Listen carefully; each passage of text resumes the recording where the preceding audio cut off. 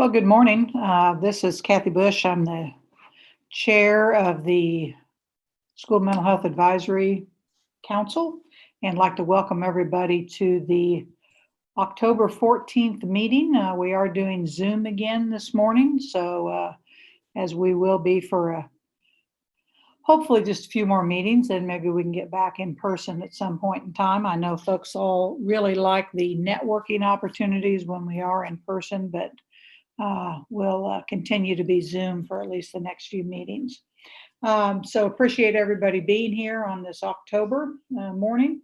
I'm going to have Kelly go ahead and start roll call, and then we've got a few other housekeeping type items before we get into the actual agenda. So Kelly.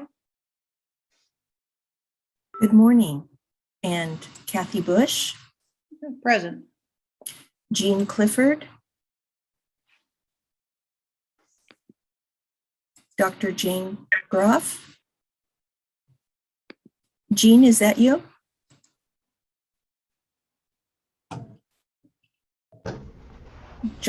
Dr. Jane Groff. And Samantha Brown has already checked in. Thank you. Shelby Brookerhoff is going to be absent today. Tracy Chauvin. Jose Cornejo. Present. Misty Zarnowski. Here. Sherry Dumoulin is going to be absent. Diane Gierstadt. Present. Laura Hatrup.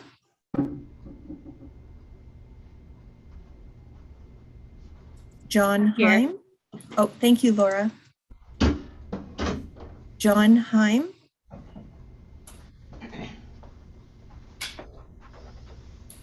Gary Hinault. Present. Thank you. Leah Hawley. Here. Tamara Huff. Present. Dr. Ken Huey. Here. Kimber Kazitz. Here. Mallory O'Keefe is going to be absent today. Kathy Kirstenbach Ostermeyer. Present. Thank you. Monica Kurtz. Here. Ronnie Lawrence.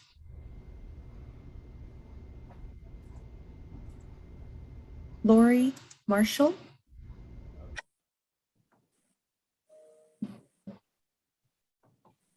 Melody Martin. Good morning. Here. Thank you. Dr. John McKinney. Present. Kathy Mosher. Here. Monica Mernon.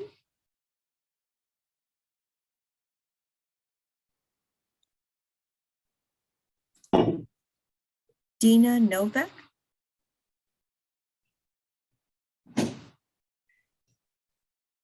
Kimberly O'Connor. Here. Excuse me. Here. Thank you. Judy Rodman.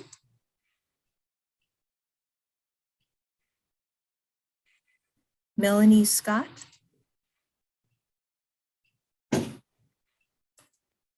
Shirley Scott. Present. Adalia Schumann. Present. Rachel Soden. Or Pam Noble. Here, Pam's here for Rochelle today. Thank you. Dinah Sykes.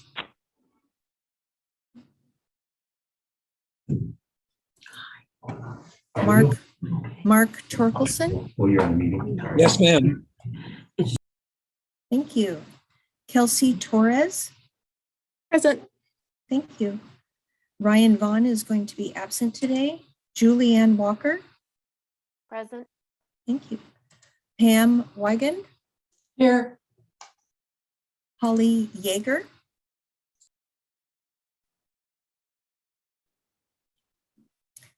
And KSDE staff, Bert Moore. Present. Cheryl Johnson. Barb Depew.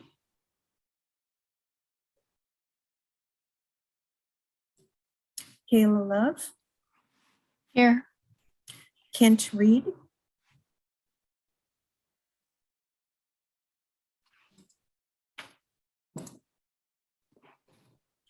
John Calvert, Present. Carrie Haig,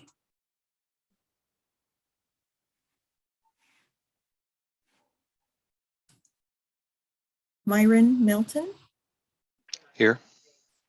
Shanna Bigler, I'm here, and actually I saw that Tracy Chauvin also just joined. Okay, thank you. Is there anyone that I did not call? If you could unmute and say your name. This is Nicole Stafford.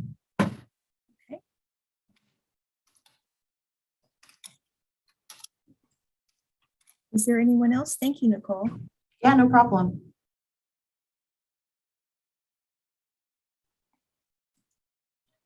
Okay, that concludes our roll call.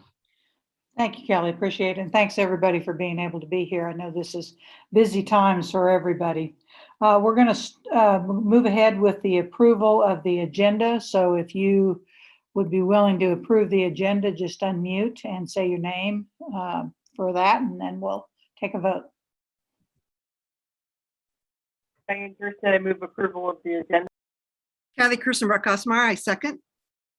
Okay, did you get who moved and who approved there, Kelly? Yes, I did. Diane Yes. Gerstead made the motion and Kathy KO second. Thank Okay. you. All in favor? I think Kelly will put a poll up.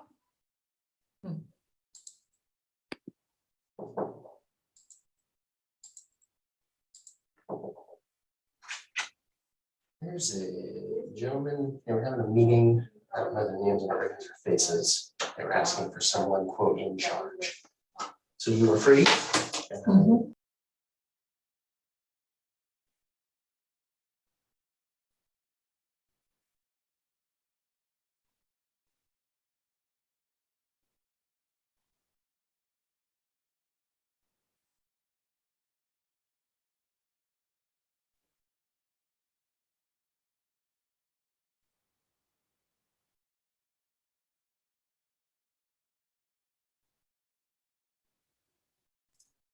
And we have 25 in attendance today, and we have 24 voted Okay, for approval. okay, thank you very much. I'd also ask for a motion to approve the minutes of the July 26th meeting. So let's do the same procedure. Please unmute and say who you are and that you move for approval. This is Mel Martin. I so move. Thank you. Do we have a second? Julianne Walker, I'll second. Thank you very much. We have both. And you have a poll there to vote for approval of the minutes.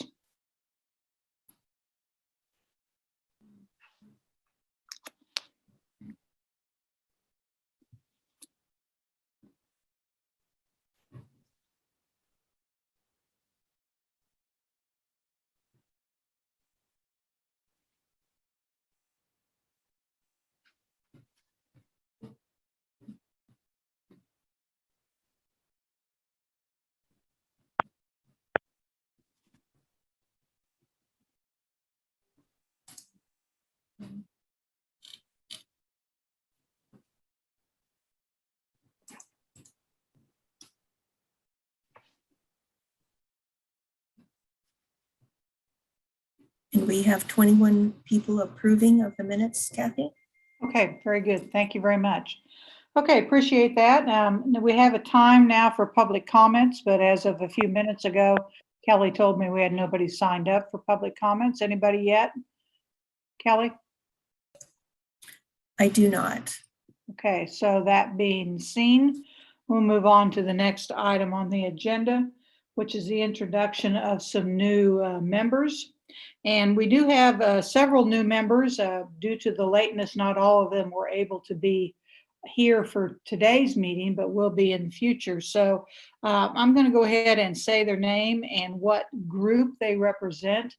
And once I say your name, if you're on, if you would unmute and just introduce yourself and identify kind of where you work, say a few comments. So Tracy Chauvin, we'll start with you, Tracy. I believe you're on.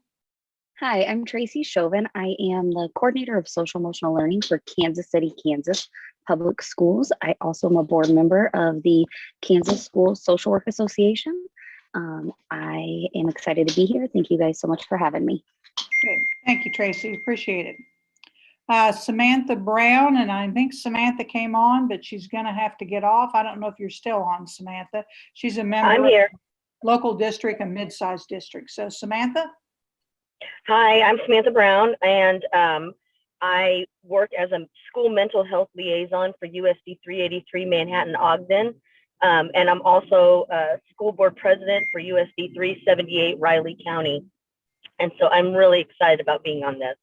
Oh, very good. Thank you very much, Samantha, for being able to be here just for a little bit. Appreciate that. Okay, Shelley Dumoulin. I don't know if I pronounced your last name right, Shelley, but I kind of think she's not on. Yeah, Indeed. hi, John McKinney and Shawnee Mission, and Sherry asked me or told me that she wasn't going to be able to join us this morning. But Sherry Dumoulin is the Director of Special Education for the Shawnee Mission School District. Very excited about being a part of this group. Great. Thank you, John, for introducing her for us. And Adelia Schumann. Adelia is representing teachers. She isn't currently in the classroom, but she represents teachers, elementary and secondary, as she has a constant exposure and interaction with teachers. So Adelia, if you'd introduce yourself. Good morning. Former educator from moved here to Washington State to my new position as Director of Teaching and Learning with the Kansas Department, or the KNEA, sorry. Thank you, Adelia. Welcome aboard. And we have Tamara Huff, who is a representative from an advocacy organization. Tamara, I'm pretty sure you're on, so if you'd unmute and introduce yourself. Good morning. I am Tamara Huff, and I work with the Kansas Parent Information Resource Center. I'm really excited to be a part of this team. I appreciate the invitation. We're glad to have you, Tamara. Welcome aboard, and we know you'll make a good team there with our friend Jane. So, welcome aboard. Our other two members that are new, I don't believe are here today. Melanie Scott will represent school counselor. And then we also have Mallory Keefe, who's going to be a foster care representative. I don't think either one of those are on today. Am I correct there? Okay. I don't Yes. think so, Kathy, but we also had joining as Dinah Sykes, Senator Sykes, joined us a few minutes ago. Okay, Senator, welcome. Thank you, Kathy. Good morning. Glad to have you, Dinah. So welcome. We're glad you're here. Thanks. I won't be able to stay on the whole time, but thank you all for all that you're doing. It's greatly appreciated. Well, we're glad that you're here represented in the Senate, and appreciate your work that you do. So thank you very much. Thank you. Okay, we're going to move to our first actual agenda item, which is not supposed to start till 10 o'clock. We're a little early. That's okay. We do that sometimes. This is going to be a suicide update. Shanna, I think I'll turn it over to you as you'll get us started on this one. And it looks like Monica is also going to be involved in this one too. Yeah, sounds good. So just to kind of catch everyone up, we have been hearing some reports across the state about suicides this school year. Specifically, we had some superintendents reach out from Southwest Kansas. We did do kind of a session with John Calvert, Kent Reed, Monica, and myself with those superintendents, offered any support that we could to them.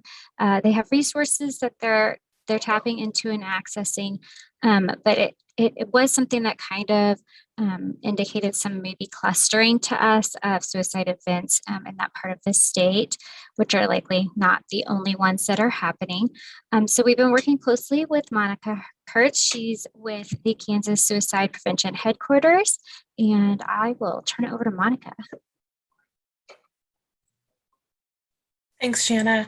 Yeah, as Shanna said, we I think have been getting contacted about some some more youth suicides. And I know that we were probably all considering what we were going to see as far as kind of youth mental health and suicide as we entered this school year. So I thought that we would just take a little bit of time this morning and talk about some new data that KDHE has put out, and also just talk about some suicide postvention best practices that I think may be kind of helpful to consider as we move forward in thinking about how to support students and school districts.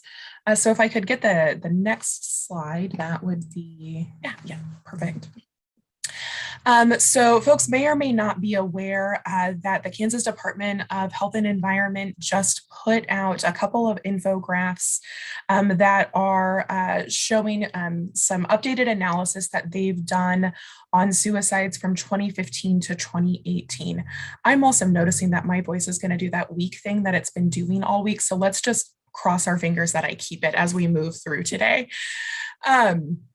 So, you know, what I think is helpful about this data that they have put out is that they are providing data from the Kansas Violent Death Reporting System, which gives them more information than just death certificates, which is what we would see in those vital statistic reports that come out every year that tell us death rates, age, those kinds of things. The Violent Death Reporting System really allows them to take a look at a few different sources of information, including toxicology reports, police investigations, and coroner's reports.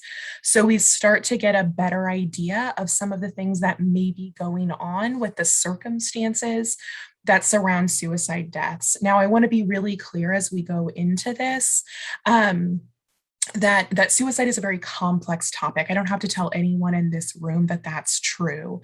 And so we know that for any suicide death, there's very likely not one cause. We can't point to one thing, but I think we can start to get an idea of what's been going on in the lives of folks who do die by suicide, and in this case, the youth in our state.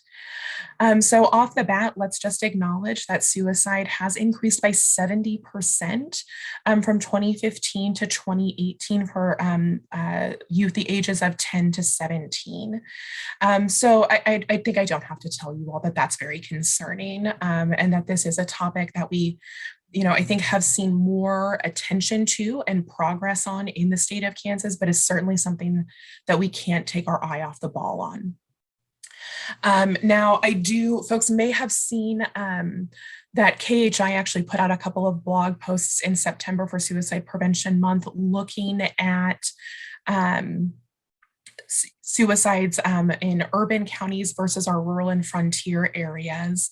And folks may be aware, and it is reflected in our youth data as well, that we do see higher suicide death rates in our rural and frontier counties than we do in our urban or suburban counties. Now, the counts in those urban and suburban counties are higher, but when we look at rates because of population density, we do see that that our rural and frontier counties are really hurting. And we're going to talk a little bit, I think, about some of the unique things that maybe need to be considered in rural and frontier counties when we think about how we're responding to these suicide deaths. One thing that I will also point out here is that KHI found when they looked at our suicide data in Kansas is that rural and frontier counties also tend to have more suicide deaths that involve firearm discharge. So that's one thing that we know, that safe storage of firearms in those communities can be an approach to suicide prevention that has shown to be effective.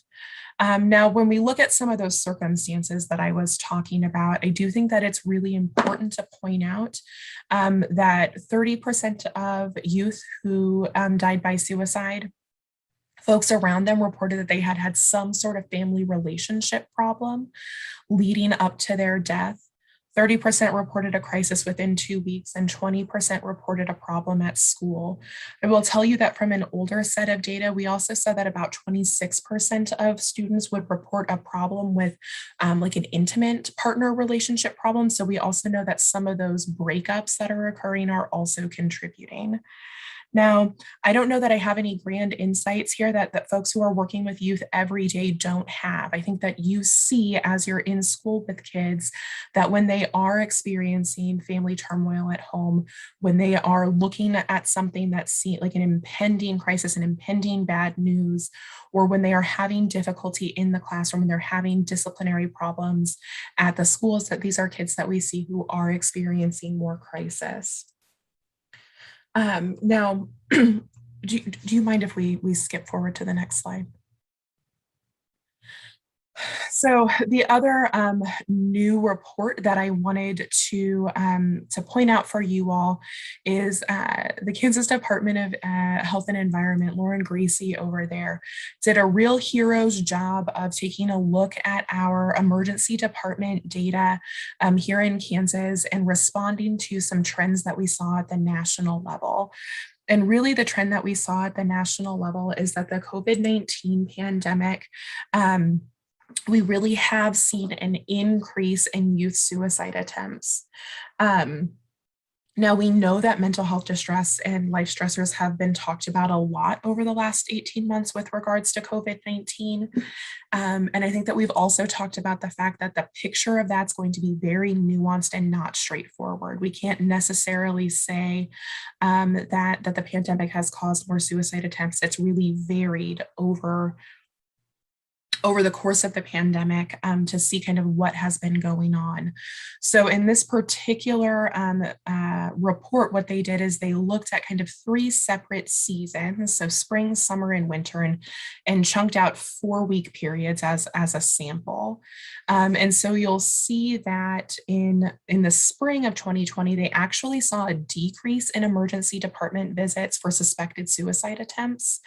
But I think that the thing to keep in mind here is that we actually overall saw all emergency visits go down during that time, as that was a time of high anxiety, high fear about contagion in emergency departments, and we just didn't see folks seeking help in the same way. Now, in the summer and winter, when compared to a baseline of 2019, we saw a 26.2 and then a 68.2% increase. Now, what I think is important to share about that winter number is that this is exclusively an increase in our female youth who were visiting emergency departments with suicide attempts. Male suicide attempts actually went down during that time period, and our female suicide attempts actually increased over 100% during that time. So what we can see is that really, I think that my big take home as I read this report is that girls were like 3 times more likely to be in the emergency department for a suicide attempt over these last 18 months when compared to their male peers. You will often hear that boys die more often by suicide. That is true. We do see that they tend to use more lethal means, which is why we see that they die more often. But truly, our girls are also very much struggling. We're seeing that they're attempting at a very, very high rate, and is something that I think that we need to be paying attention to. Monica, I'm going to interject. Yeah. Members, you might, if you have questions, because Monica's presenting some real good information here, why don't you go ahead and pop your questions in the chat, and then when we get to the point where we're ready for questions, they'll be readily there in the chat. Go ahead, Monica. Thank you. Yeah, absolutely. So I'm going to shift gears a little bit and move away from kind of talking about the data. And Jose, I'll make sure and get the links for those reports in the chat when I'm done presenting here. But we're going to shift a little bit, and I'd like to think about, we know that youth are struggling. We know that our youth are struggling. We know that there are prevention efforts that we need to be engaged in. But I think one of the pieces of prevention that we don't often talk about is what in the suicide prevention community we would call postvention. Could I get the next slide? So postvention are really those activities, those things that a school district or a community does following a suicide death or following a suicide attempt. And why is that important? Well, I mean, it's important to support loss survivors, right? It's absolutely important to do that. But we also find that that post-vention activities really act as prevention for kind of the next wave of folks. You know, we have some really pretty decent data at this point that shows us that folks who have experienced a suicide loss, that can actually increase their future risk for attempting on their own life or dying by suicide themselves. Now, that's not to say that that's true for everyone who has experienced a suicide loss. And it's not to say that that increased risk is the same over time, but that it does exist. And so since we know that risk can be increased after those losses, it's one of the reasons why the crisis plan component of the Jason Flatt Act is in there, right? We want to make sure that our school districts and our building principals and all of those folks know that the activities they're going to engage in if they lose a student to suicide. You know, one of the other pieces of why we're looking at that is to think about how are we preventing contagion. And so, you know, when we think about suicide contagion, you know, I think about helping vulnerable students who may be in an emotional or suicide crisis as the result of the death of another student, member of the school community, or even a celebrity. We do find that sometimes that's something we need to account for in order to avoid suicidal behavior. Now, everyone's worst fear after a suicide is a suicide cluster. To be honest, those are kind of difficult to define, but I think that you can think about them as multiple suicide behaviors or multiple suicide deaths that are kind of happening at an accelerated rate than what we would typically expect to see. Now, this is kind of tough because we know that some of those behaviors have accelerated due to COVID-19, but I think that we all just need, as we're thinking about suicide prevention and response in our schools right now, to think about how are we conceptualizing and how are we keeping track of what the health or mental health of our students looks like after a suicide death. So one of the reasons that I was hoping to talk with the School Mental Health Advisory Council today is as I have worked in the field of suicide prevention in Kansas for the last several years, you know, I have seen a lot of progress when I look at the kinds of prevention activities that folks are engaging in their communities, kind of across the board. And one place that I think is maybe our next step is to think about whether or not we have comprehensive post-vention plans in place that you know really think about what are the steps that we need to take. And we'll talk about some resources that folks can use for creating those post-vention plans as we move through. But just want to think about kind of the different pieces that we really are looking for. You know, where our goals are to support loss survivors and to reduce the trauma that's experienced by a community. One very, very important goal for any post-vention plan is getting out accurate information. My guess is that most of the folks, if not all of the folks in this room, have had to deal with kind of the gossip and rumors that start to flow anytime there is any kind of suicide loss.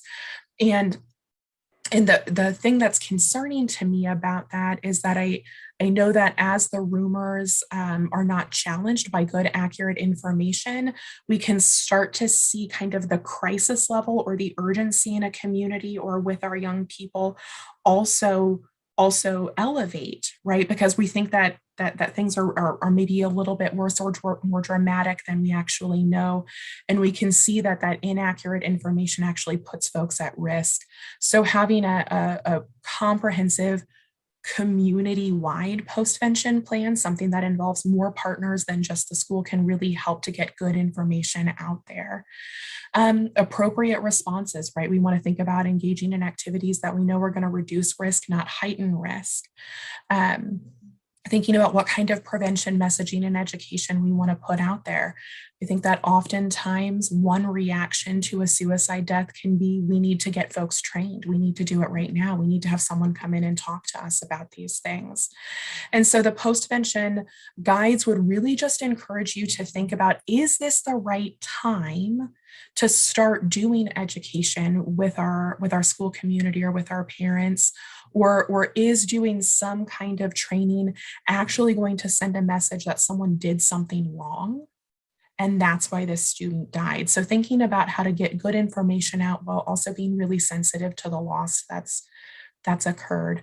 And then that other component is kind of always reviewing, learning, and improving. What can we do better? I think that these are the kinds of plans that we all hope we never have to use, and that if we do need them, it's really important that they be as detailed and comprehensive as possible. So on our next slide, for some of the schools that I have worked with, I think that there has been a varying level of detail in their crisis plans about how they would respond to a suicide death. From the place that I come from, I work in suicide prevention. And so for me, the suicide crisis plan is one that deserves a lot of attention and detail. But one thing that I would encourage folks to think about is the plan a district-centered plan and one that just kind of involves thinking about the district? Or have we started to do some work thinking about the community stakeholders that may need to be involved? I know that we've got some folks on here from communities that have very strong suicide prevention coalitions in their communities. And I would ask you to think about whether or not you all have talked with your suicide prevention coalition about a postvention response, and whether or not there is some place to kind of come together and think about what folks in different areas of the community are seeing. Is this something where we have a mechanism to talk with our primary care providers and our hospital and emergency room staff, our chaplains and clergy, and say, we're concerned about our community. We know that there's a lot of loss, pain, and trauma right now, and here's the kinds of messages that we'd like to get out there. We think that this is a really important time for people to be following up and asking directly about suicide for folks who they may be concerned about. So this is a list of, like, in the ideal world, I think that these are the folks that you would have around the table after a suicide death occurred to really be thinking about coordinating response. And if they're not all around the table, at least contacts within these communities to be getting information out to them. So the last slide that I have is a listing of some resources. Obviously, I'm always going to put up the excellent guide that the KSDE put out. There's some really great resources in there for schools. I know that it's like a 50-page document. I know that can be kind of intimidating, but there's a pretty tight section on what you can do for postvention responses within your schools. I have linked these in my slides. I'm not sure when they send out the PowerPoint if you all are able to follow those links. If not, I'm happy to provide those in other ways. The After a Rural Suicide is a toolkit that really starts to think about, in our rural and frontier communities, you may have kind of a different kind of connection for groups who are going to be affected by any singular suicide loss, and also helps you to start thinking about whether or not you need to draw in folks from other communities. I know that oftentimes we're not just tied to one. I also included a link here to suicide prevention competencies for faith leaders. More and more as I talk to folks who are doing suicide postvention responses, I think that there can be a desire to have the faith community involved in the response to that. And so what this guide really is just kind of a self-reflective study for clergy or faith leaders in your community to start thinking about, am I prepared to provide the kind of guidance that I would like to provide, or the kind of counseling I would like to provide for folks who have been affected by a suicide loss? That's really good news, Pam. I'm glad to hear that the links do work. So with that, the content that I have today, I didn't know we'd be running an hour ahead, Kathy, or I could have put together some more slides. Oh, you just never know. I know. I do think probably most of the questions in the chat were asked.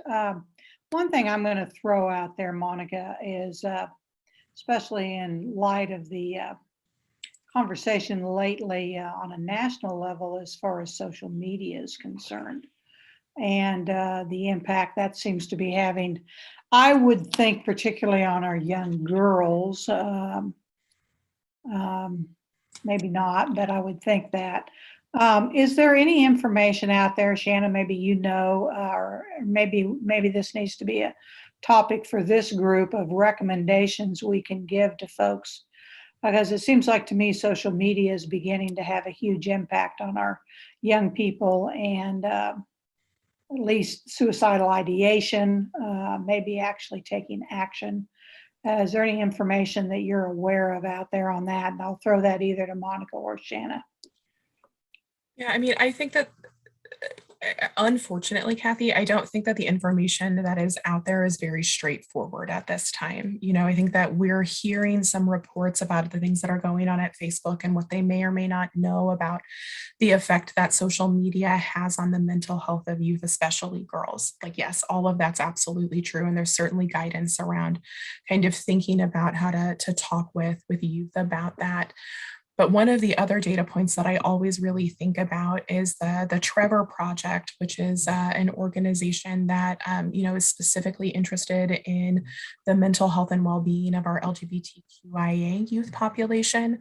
They do a mental health survey annually. And in this last survey that they did, they asked about social media for the LGBTQIA youth that they surveyed. And what came back was like very, very mixed. So like 88% of youth said that social media was not good for their mental health. And then at the same time, like 96% of them said that it was good for their mental health. So I think it's just, we have to be kind of careful, because I know for some youth, especially youth who may feel like they are more marginalized or those kinds of things, they may find real community on social media. They might find a real community on the internet. They might find supports that they don't find elsewhere. And then we also have this kind of other side of it causing more mental health distress or for whatever reason. So I always really struggle with this question about what to do, because I just that it's not straightforward. Well, and I'll chime in and add into Monica's that you'll see social media as a theme as we move throughout all of the topics today. It really does play into every single thing that we're going to talk about. So when we talk about bullying and human trafficking, I mean, all of those issues are significantly impacted by social media. And, social media is something that I've said it before, and some of you may have heard me say this many times. Us grown-ups didn't have to live through as kids. We didn't have this experience. So it's really hard because we're the first kind of generation of adults having to help youth navigate the impact of social media. And that can be incredibly challenging. As far as back to the suicide stuff, I saw that Misty asked about helpful documents in choosing prevention programs. I will say that John, Kent, and I have been working up here with Brad Neuswander to kind of consider some different program models for suicide prevention. And we are having a kind of a small cohort regional type meeting where we'd like to identify some common themes, such as student-led programming that we feel like are good things to include if you are choosing a suicide prevention program model. Well, good information, Shannon. It'll be good to hear when you guys continue to work on that and some recommendations that you may have. It's interesting that you brought up the social media and how it's covers really in all of our topics today, which is true. And, as Monica said, there's some really good things about social media, and then there's some pitfalls about social media. And maybe if people know any resources that kind of help identify some of those things, that might be helpful. I can't say that I necessarily do, but I would imagine, and just like any kind of consumer thing out there, it's you do have to look at things and make sure you're really scrutinizing what you find about what will help and what won't, and see how truly accurate it is. Kathy? Monica, you put a couple resources on there. You want to just speak to those real quickly? Kathy, I think we had a question real quick. I didn't see who asked it. This is John Calvert from KSDE. Real quick before we got too far off topic from the social media aspect, I do have a couple of sites that I suggest to parents just on how to talk to their kids about the dangers and the pitfalls that are out there with social media, especially with our kids having technology almost thrust upon them during the COVID-19 pandemic and working from home. So I'll put those resources that I found in the chat. And again, not necessarily steered 100% towards suicide, but just how to talk to your kids about what is out there and what they can find in social media. Am I still on? Okay, something happened to my screen. Just a second. My phone was doing weird things. Sorry about that. Kelly, I might ask you in the chat there to go ahead and when you get a chance, pull up some of those resources and follow up with an email and send those resources out to folks. So they make sure that they have access to those. Yeah, I'll include those in the minutes. And That would be wonderful. we'll definitely send those out as a separate document as well, so they get those right away. Okay, thank you. Okay, other questions, comments for either Monica or Shanna? Kathy, this is Jean Clifford. Can you hear me? Yes, Jean, we can. And I just wondered, it appears that social media is sort of a two-edged sword, but that there are aspects of it that can really be used for good. And I was just wondering if there was any research or data out there as to what that is, what side of it could be promoted that would be more useful and more helpful, because the kids are finding the negative aspects, but if we could focus more on the positive side, it might be helpful and something they're already involved with. John, do your resources have some of that information in there? The ones that I posted do not. Those are more like how to talk to your kids about the good and the bad. But I can pull up some other things that I have and sift through it real quick and add that to the chat as well. Well, and that's one of the things that you'll hear John, he can talk more about his passion for student-led programming, but the more that we can urge districts to help facilitate healthy social interactions using social media for kids. There are several campaigns on suicide prevention and things like that that are student-led and that are positive for kids to be able to talk with one another. And so I think, again, we go back to what we can do with the students and how to help them facilitate and leverage that social media in a positive light. And it, you know, we know social media is really great. And the reason it got started was you can connect to people from all over the country. So I was a transient kid. I moved every other year. I was able to connect with a lot of my friends that I went to middle school and high school with at a touch of a button. So we can volunteer. There's tons of different things that we can do out there that are good and things we can focus on. Unfortunately, like Shanna hit, our kids aren't doing that because this is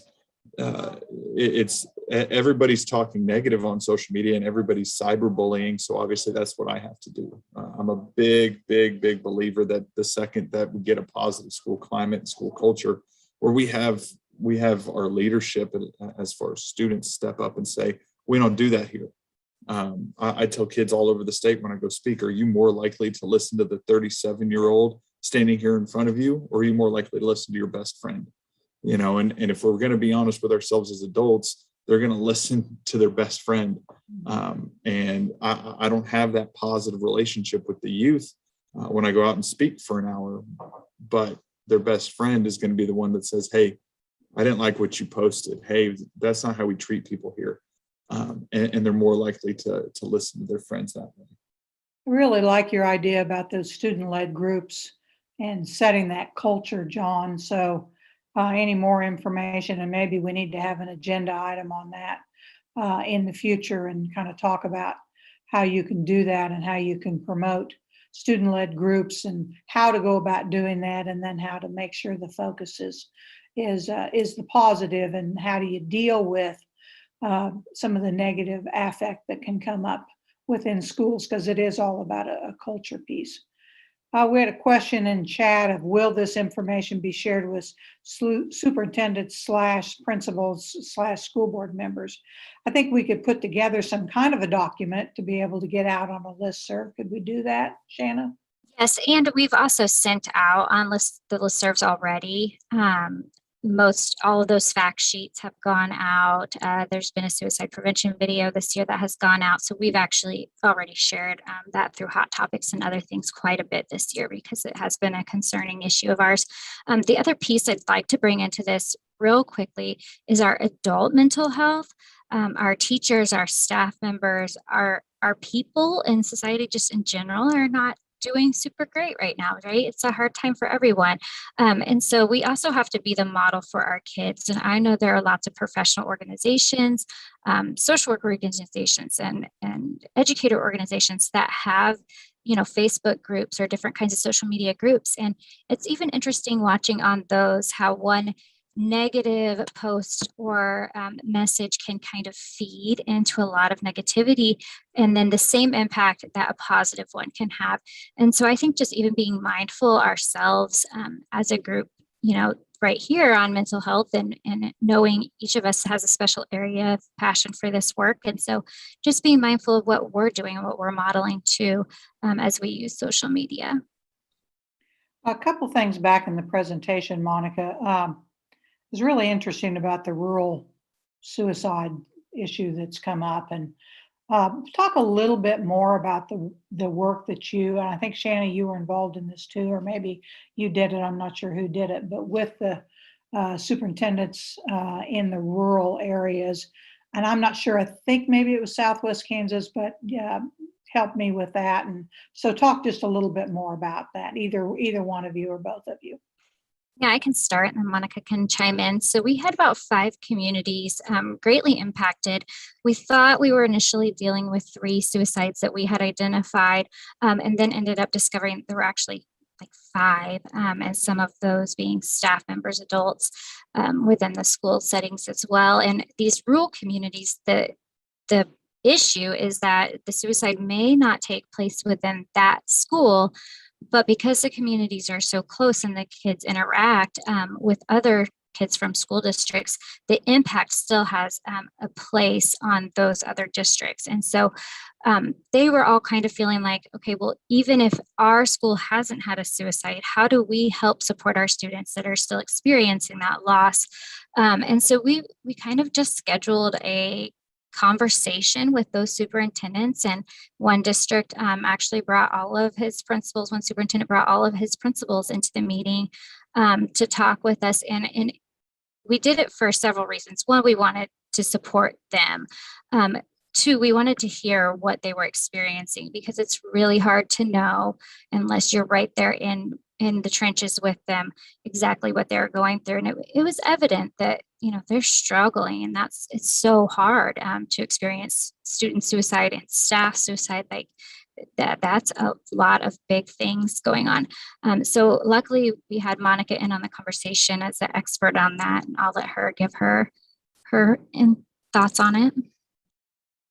Yeah, I think that one of the first goals for that conversation was, like Shanna alluded to, getting some good, accurate information from the folks who were there. I think that Shanna and I had this experience where she had been contacted by a couple of folks. I had been contacted by a couple of folks, and it was really hard to to know what kind of information to provide or what the true story was that was going on in Southwest Kansas.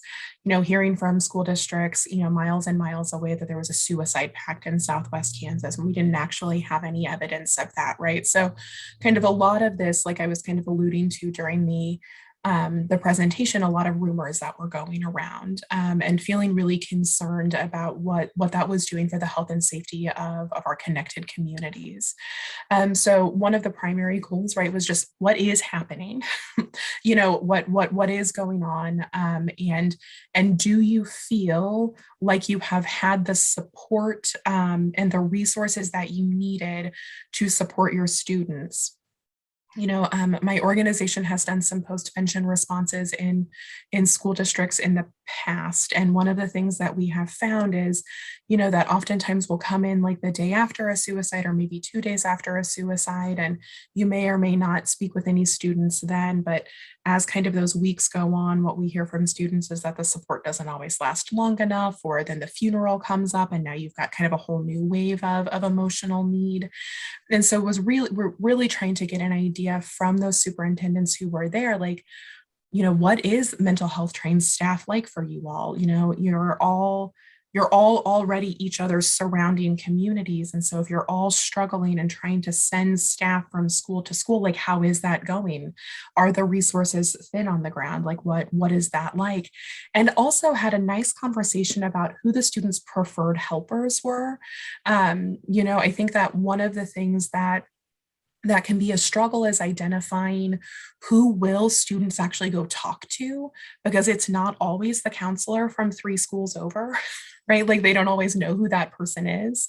And while, I think that there are a lot of good intentions showing up, I know when my staff does, like, there is a lot of good intention and we may or may not actually get to talk with folks, kind of thinking about who the preferred helpers were. And hearing, this is one of the reasons why I included the competencies for faith leaders, is like that was who the students wanted to talk to. And so where I come from is, okay, great, we've identified someone who they'll talk to, but now what can we do to make sure that that person is as prepared as possible to give the kind of support that we know is going to be life protecting? If that makes sense. And so really kind of thinking about how do we reach out to some of those community partners who may be a more preferred helper to make sure they have the training or the competencies that they need. I think one last thing. Oh no, I lost it. I had one last thing I was going to mention, Shanna. I don't suppose you're reading my mind. It was along the lines of the preferred helpers and who the students were going to go talk to, but maybe you remember from that conversation. I don't know what you were going to say, but I know one of the things that stood out to me was that they had like local coaches.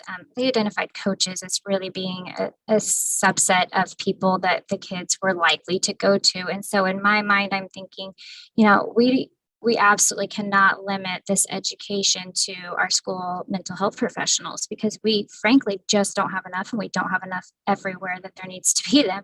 And if the kids aren't going to use those people as their first people because there's either a lack of them or lack of relationship or whatever, and they're going to use the coaches or special teachers that are, popular in the school, or we heard about a known clergy member that came to support, then those are really the people that we need to target and get the best education to for those kids.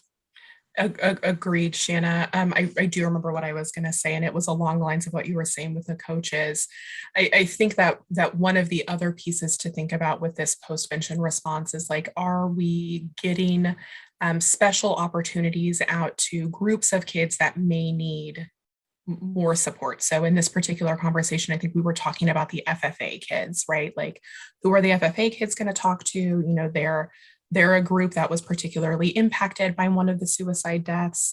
I think about a sports team that we did some outreach to, and we actually did outreach to the sports team. And then we also held a special session for the parents of the sports team girls, because because these are the parents that we identified who are feeling really worried about their own children, right? And so thinking about kind of how are you making some of these connections to think about which students who may or may not be showing visible signs of distress, but may be experiencing more of an impact. I will tell you all that I have reached out to find out what it's going to take to bring some suicide bereavement specialized training into Kansas. So I'm hoping to hear back from some folks that provide that. I think that we just may be in a situation where we want to make sure that folks have that kind of training as a mental health professional or clergy member or other folks who provide that kind of counseling. Thanks, Shannon and Monica, about that outreach to rural communities. And there are other rural communities. So those of you listening or involved in the group that feel like there's some need as far as some rural communities, they do present some unique circumstances. As Monica mentioned, there might be a counselor that serves 3 different districts, and that counselor isn't in the building when the particular situation's going on. So, who are our other people who are good for these kids to reach out to? So, but those of you from rural communities, just know that this resource could be available also. I, being from a large district myself, retired as I may be, I look at the large districts and they are also a whole different animal, whether you're in a Wichita, KCK, Olathe, Blue Valley, Shawnee Mission, Topeka, those really large districts, that it's kind of unique as to, again, what they do, because those districts represent pretty good sized cities, quite frankly. So how they go about their plans would even be a little bit different. So Monica, any thoughts on some of those bigger communities and how they tackle their issues? I know we've got some folks on here from KCK and Shawnee Mission and Wichita. So any thoughts there? I know I'm kind of throwing that to you as out of the blue, but I think that's fine. I think that for rural communities and for larger districts, both, like the word that always comes to mind is comprehensive, right? So how are we really taking a survey of the resources that we have available in our large district and in the communities that our large districts are in, and think about how we're pulling in the appropriate resources. Here I think I'm going to put in a plug for John and his colleague, whose name I can't remember off the top of my head. Diane. Thank you. Who I think have some really helpful things to say about how to do planning for those crisis plans and make sure that you are really gaming out what is it that we would do. So, I think that if you are a larger district and you have more school mental health professionals, you have the ability to do more of an in-house response, then now maybe the question you're asking yourself is, what training am I providing for those school mental health counselors, not just on screening and assessment, but also for responding to suicide deaths? So I think it is about just kind of identifying which resources you're going to be using. The other thing I think about for big school districts, Kathy, is media and parent communication, because I think that those two things can get more complicated. And one of the things that we probably all know is, like, nothing makes, I think, a community or a parent more angry or suspicious when there's not information coming out about something that we know is going on. So I think having a really solid plan and knowing who the primary contact is going to be for media and who the primary contact is going to be for parents is really key. Knowing what you can send out and doing those kinds of things.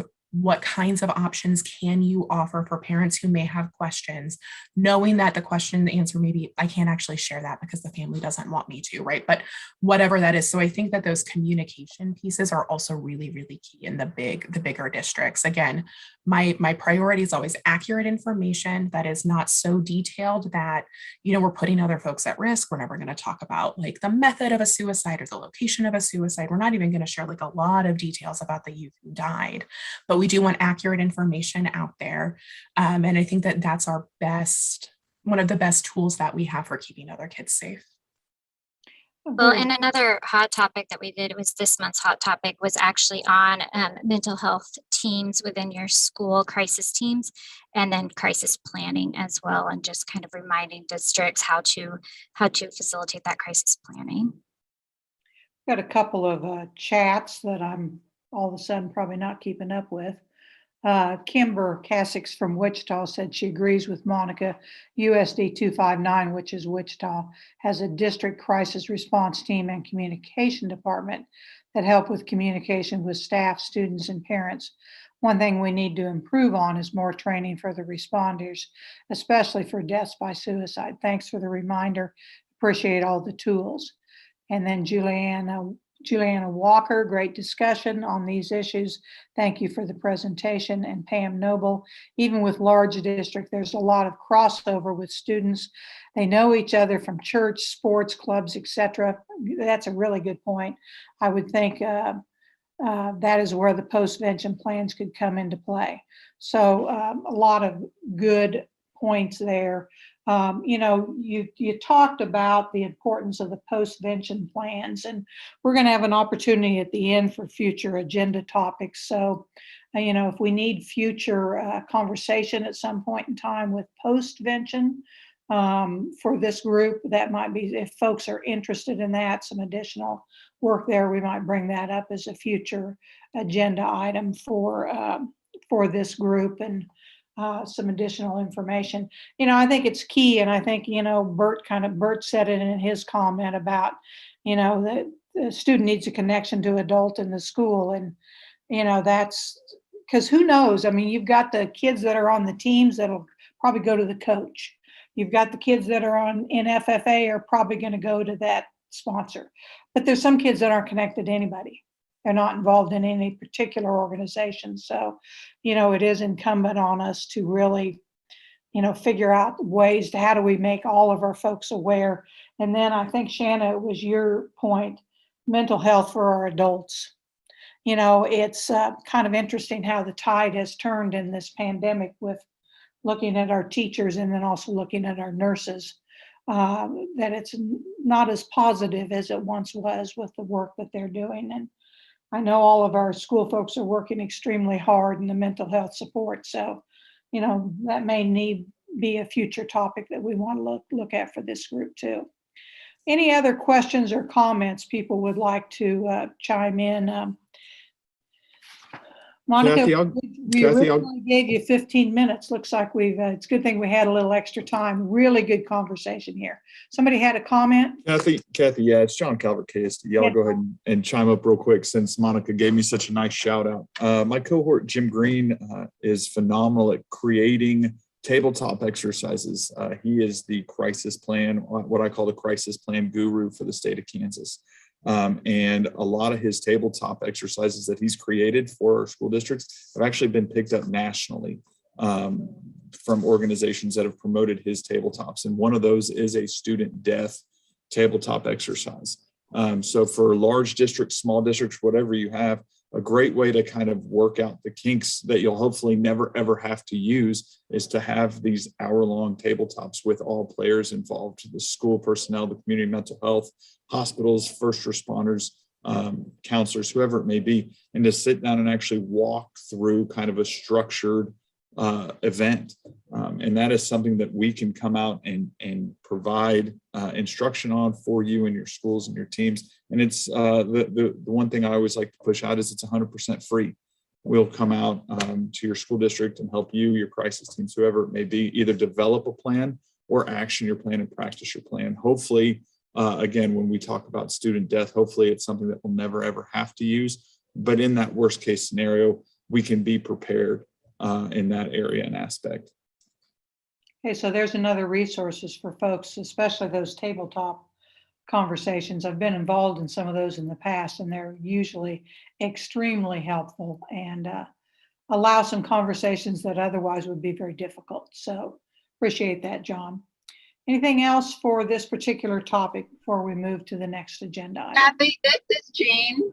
Yes, Jean. I would just like to see more attention given to the mental health of the adults in schools, and all the way from bus drivers and custodians to administrators, because we're depending on them to identify and support students, but you can't give what you don't have yourself.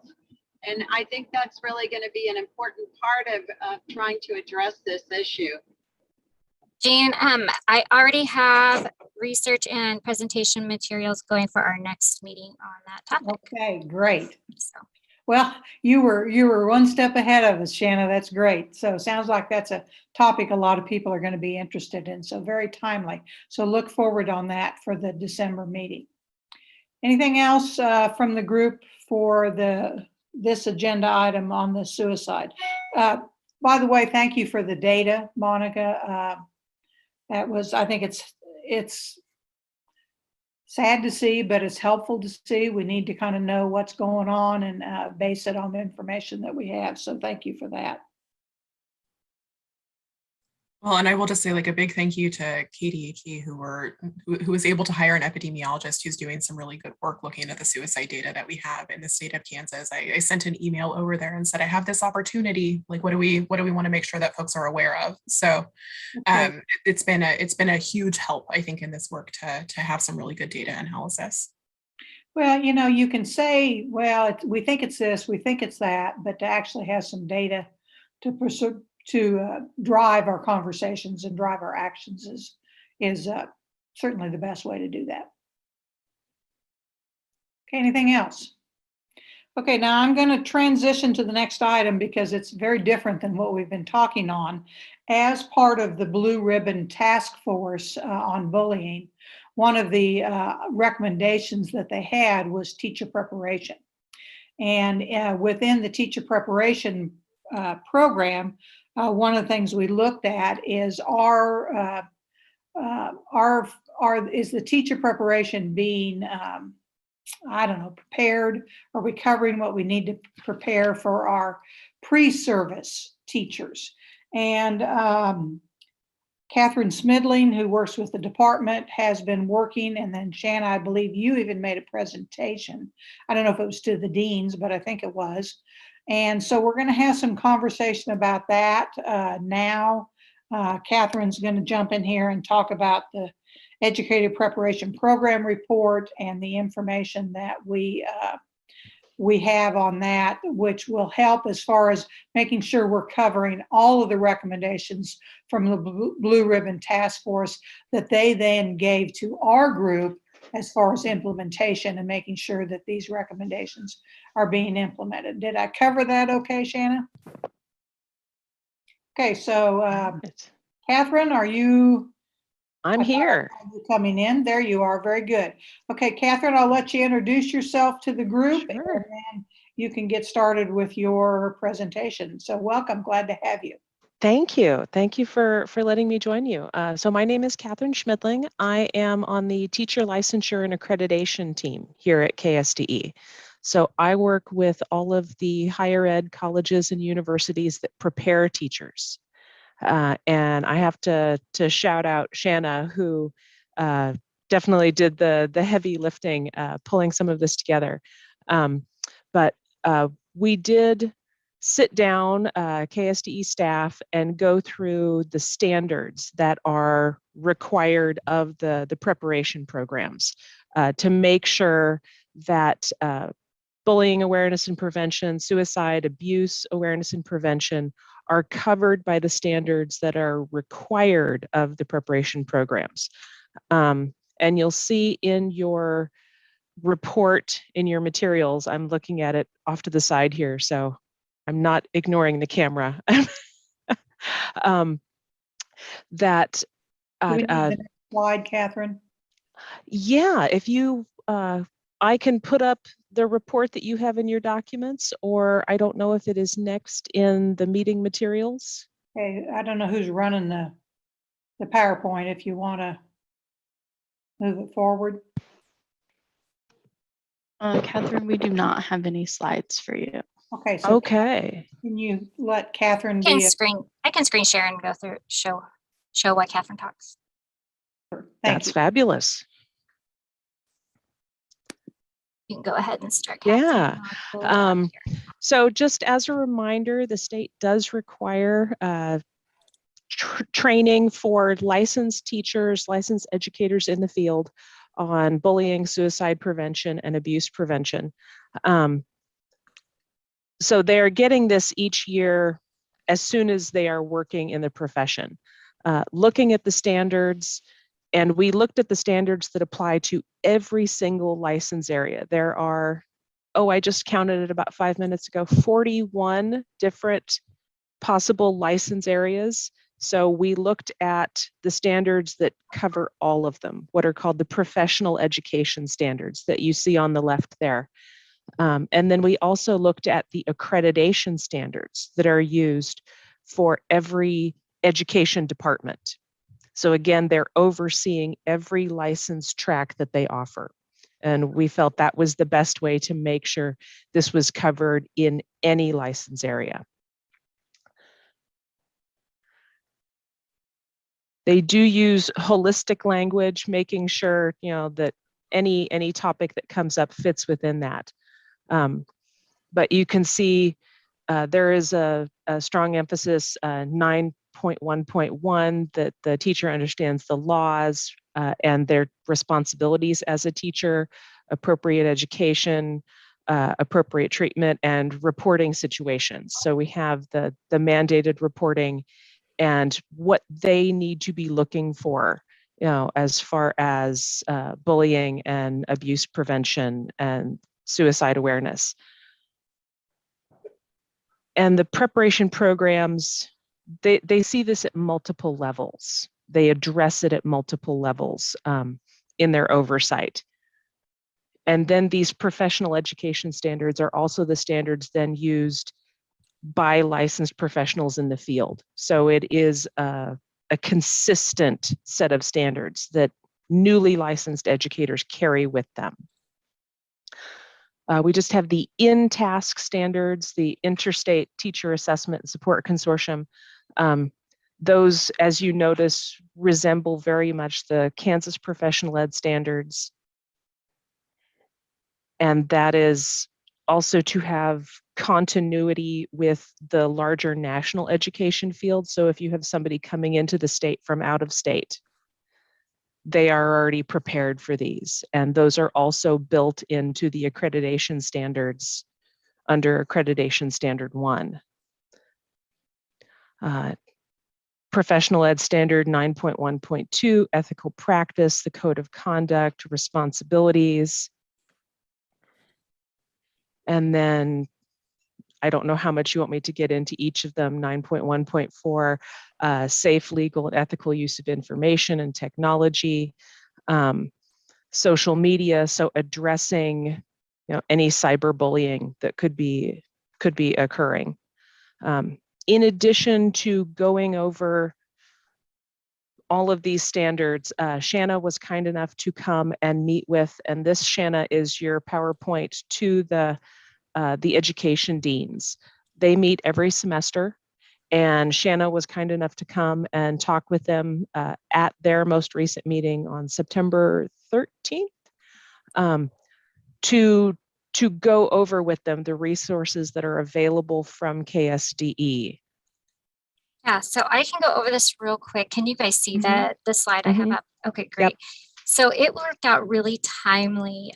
Being September 13th, we had just gone through all of these standards, compiled everything to write this report up. And then, I was very excited to be able to join their meeting and speak with the deans to make sure that they really had a good understanding of, while their standards may have some generic language, that we have some very specific laws and statutes that need to be addressed. And so I will go through this very quickly with you all because this is nothing new for you. So I talked to them about the Jason Flatt Act and the minimum requirement of 1 hour, and that's our only training that does have a minimum timeline requirement. I included resources for them. These are links, the suicide prevention response and post-prevention toolkit that we've seen already today, and then also trauma-informed responsive practices, which is done with our TASN School Mental Health Initiative team. Then we talked about abuse prevention and mandated reporting. We talked about the responsibilities of mandated reporting, talked specifically about addressing sexual abuse indicators. Again, those resources of the trauma-informed responsive practices, and then the DCF Guide to Reporting Child Abuse and Neglect, and then community resource awareness. Bullying prevention awareness, talked about the statute with that, the bullying prevention plan and toolkit, again, gave those as resources and links to them. Talked about cyberbullying and digital citizenship, bullying within specialized populations, LGBTQ+, students with exceptionalities, etc. And then again, with the resources of the Trauma-Informed Responsive Practices, Kansas Communities That Care Survey, and social and emotional learning standards for the state of Kansas. So while there were not a lot of slides, there was a lot of content that they got to see, which was really nice.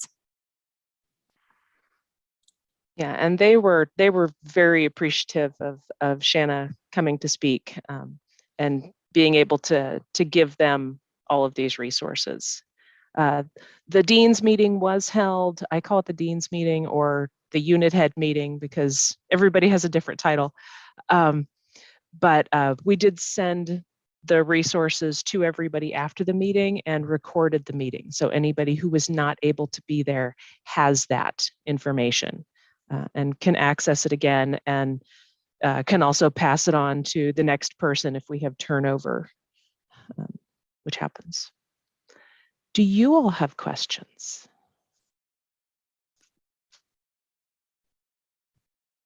I just want to say thank you to Catherine for all the time and work you spent analyzing the standards for us and where everything fit. Yeah, Catherine, that presentation and the specific standards, I think is very helpful. And just for everybody's memory, you know, one of the things that in those recommendations certainly was educator training, teacher training. Well, and we do address that in the schools with our hired staff, you know, that they get that on a regular basis. But there was one very specific piece in those recommendations for pre-service folks, which we really hadn't addressed. So this is our work to show, you know, how we've addressed that and what we've done. And the fact that Shanna and Catherine were able to present to the deans to make sure that they all, and, you know, we've got a variety of kinds of schools and colleges of education throughout the state. And they, I think at least most all of them are represented at these programs. So this is helpful information to make sure that they understand the importance of this. So I guess I'd ask if there are questions or anything in the chat that you'd like to bring up as far as this particular recommendation from the Blue Ribbon Task Force and how we're addressing that, or any suggestions. Kathy, this is Ken Huey, and I guess Catherine, I have a question. I know you mentioned the standards, either the professional standards or the CAPE standards or the INTAS standards are general.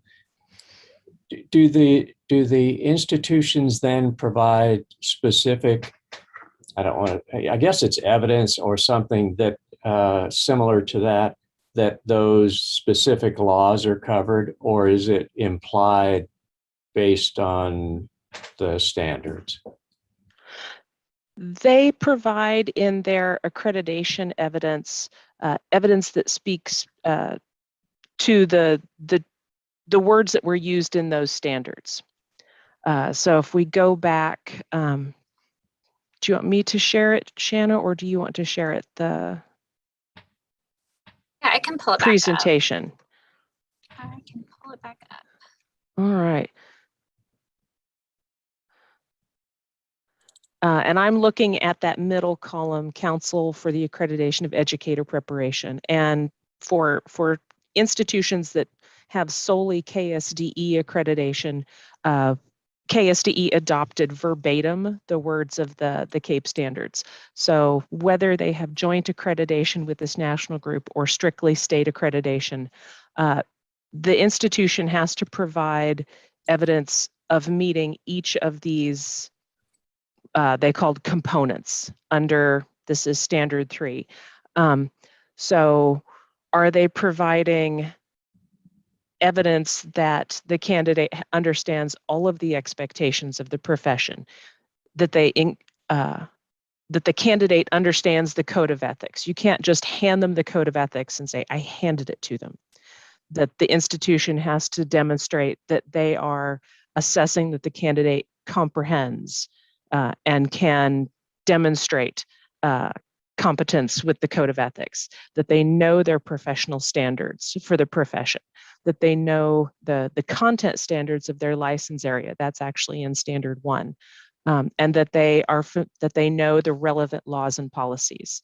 So, and I'll chime there. in. So yeah, so their evidence of that would then be the course identification of which each of these laws are going to be embedded into those standards. And it then will they be would the have assessments that they use in the program. So not necessarily a course syllabus, but saying, here is the tool we use to measure that they know this. Here is where in the preparation program we give this tool. And here is what happens if somebody doesn't pass this tool, and our remediation process for that. So it's less about the course and more about the specific measure. So one would then, one would then expect, Catherine, based on what you said, that the relevant laws would be addressed in the assessment. Yes. So the suicide, the Jason Flat Act, or whatever the other 2 laws were, would be addressed in the assessment. Yeah. Okay. Yeah. That it's going to be in the assessment, that it's going to be in. And again, that's part of their reflections accreditation they're assigned.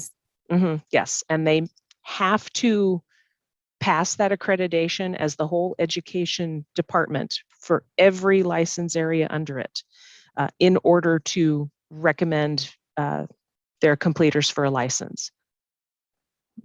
And Ken, your experience with higher ed is helpful because you know some of these questions to ask that some of the rest of us don't. So I really appreciate that. I don't know if you have any more detail you want to follow up on. Well, I think that, because I'm more familiar with the program, like school counseling standards or the program review and what's involved with that. And in fact, those probably all are included in some way in that.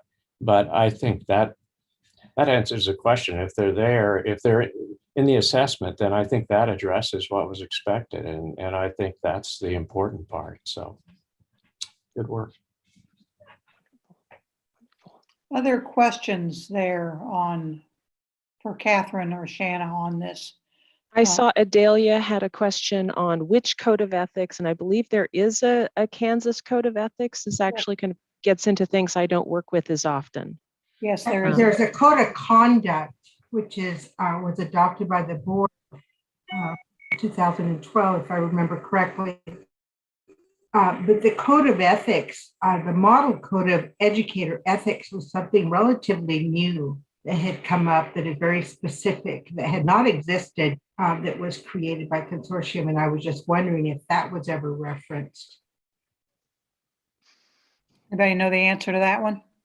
We actually did not actually use that. I'm sure it would be a good tool to look at, Adelia. So thank you for mentioning that. It does come up in accreditation. Oh, sorry. I'll pass that along because I think it's really important to look at that. It's one that I've become familiar with, and I believe some of the board members had attended a conference where those were presented. But I'm not. Yeah, and Adelia, do you have a link you can drop in the chat for that? That way she'll do that. Okay. We do have a code of conduct, and I think it's different than the code of ethics. Shanna, can you drop the link for the code of conduct in the chat? I don't know if you can find that. It might take me a minute to find it. Yeah, well, or Kelly can put it in a follow-up email. That'd be fine. Just so folks have reference to both. I think that'd be helpful. Any other questions for either Shanna or Catherine on this particular agenda item? Well, and thanks to both Catherine and Shanna for following up. I know we felt like we needed a little more information to make sure we'd covered this specific recommendation thoroughly from the Blue Ribbon Task Force, and we'll certainly be able to report to the board that we did do that. I think your chart's very helpful, Catherine. It gets down to the very specific standards, which I think is helpful. And the fact that you went to the deans and shared with them, I think is also very helpful. So if there's no further questions on that particular agenda item, I'll hang out for just a few seconds here and see if we have any further questions. Thank you for the chance to bring this to you and, kind of be able to put some attention on it. Yeah, you bet. Well, Catherine, thank you for the follow-up on the standards and then the presentation that you and Shanna did and the work on this. I think this is helpful and important because we all know, the first time students see this in their pre-service program, they're not going to get it all. But as we start presenting it in those pre-service programs, and then by the time they get to teaching, there will be continuing education there. And, the more we can get this out there and started with our folks, I think the better. The mandated reporting, gosh, they've got to know that and these other things. So, they're not going to get everything the first time. I can certainly remember first time I learned something, maybe it may not have stuck. So, but getting that out there is very helpful. So thank you. Okay, we actually are almost at a break time-wise, but also on our agenda, we're scheduled for a break. We're scheduled to come back at 10:45, and then Shanna, you will update us on the ESI, which is Emergency Safety Interventions. Did I get that right? Does my memory serve me correctly there? Okay, very good. So she'll explain a little bit of the history of that and then kind of what the reports are. Has this gone to the board yet, Shanna, or is it going to be going to the board? It will be going after this meeting today. That's what I thought. It has gone to SEAC already. Yep. Okay, very good. So it comes to here and then it comes to the board. So we'll get that. And then we have several other very important agenda items before we have lunch. So we'll take a little break. We'll be back at 10:45. You might want to mute yourself and stop your video. And then when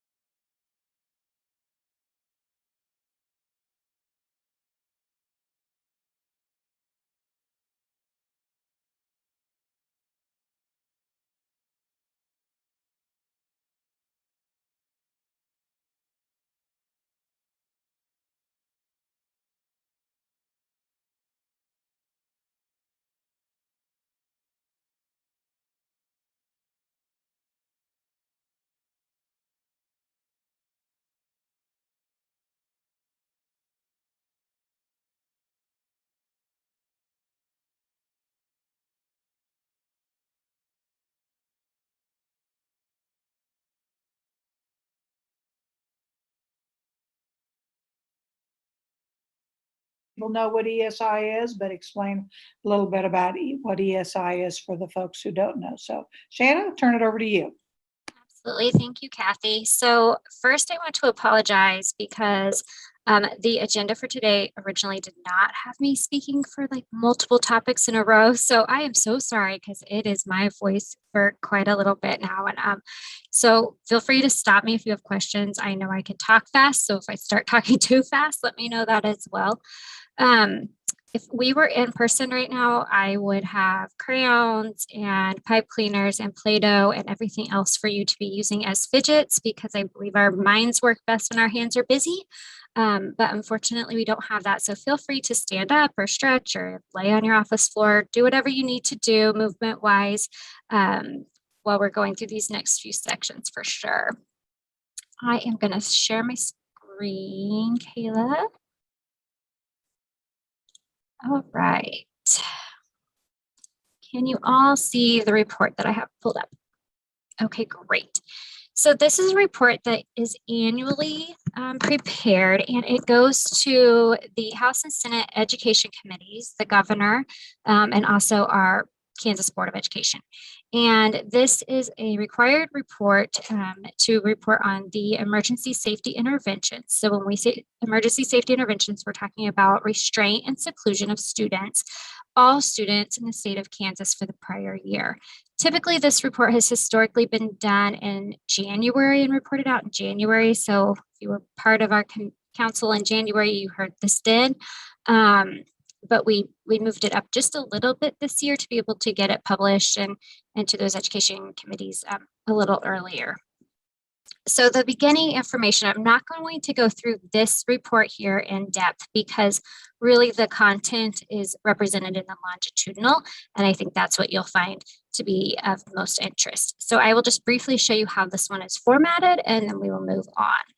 So this report includes everything definition-wise that is required, all of the report topics, and then who has to report for what kinds of buildings.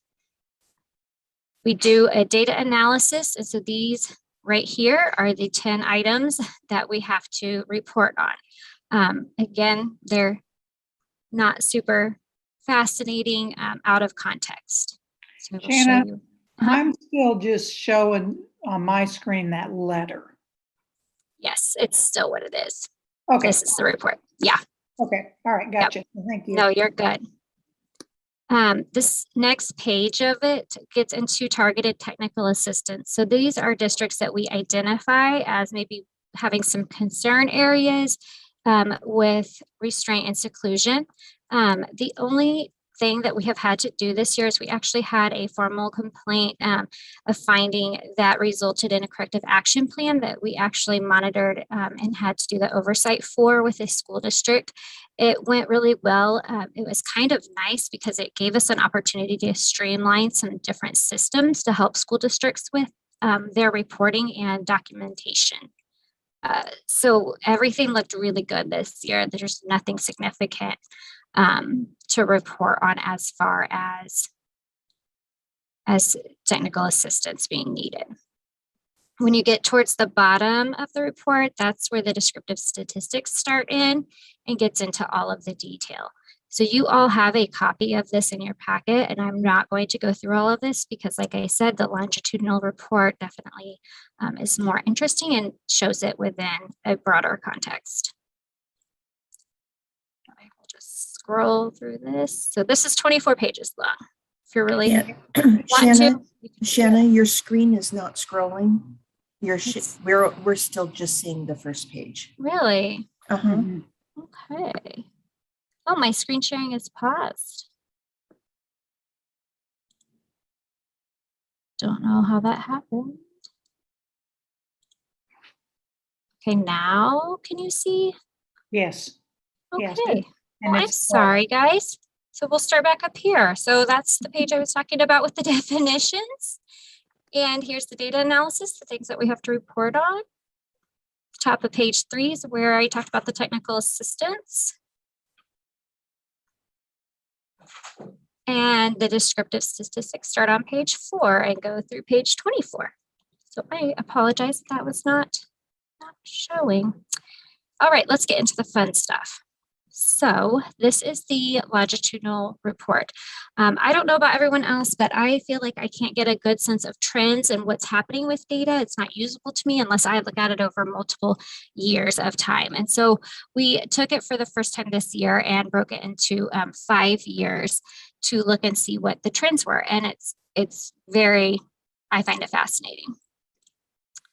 So we will just get right into it. So on this first page, you can see here, this is showing our total number of incidents per school year.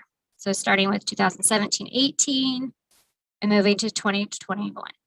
Now, notice the 2021 school year, you're going to see that as an outlier year in all data for everything, everything because of the COVID year. So kids weren't in school as much, which results obviously in less suspension or restraint and seclusion. So you can kind of see that really it's not varying a whole lot most years. And Shanna, didn't we have the 1920 school year? They were out the last Part time. of it. Mm-hmm. So there's some impact there too. Mm-hmm. Okay. Yeah, but we're really looking at between 1,700 to 2,000 incidents a year. Right. Yep. So then when you look at the number of students, so that was incidents, so that's each time that it happens. When you look at the number of students, you get the breakdown that's kind of similar. You get to see the 3 years that are kind of steady with the number of students that experience ESI. And then again, that 2021 year is substantially lower.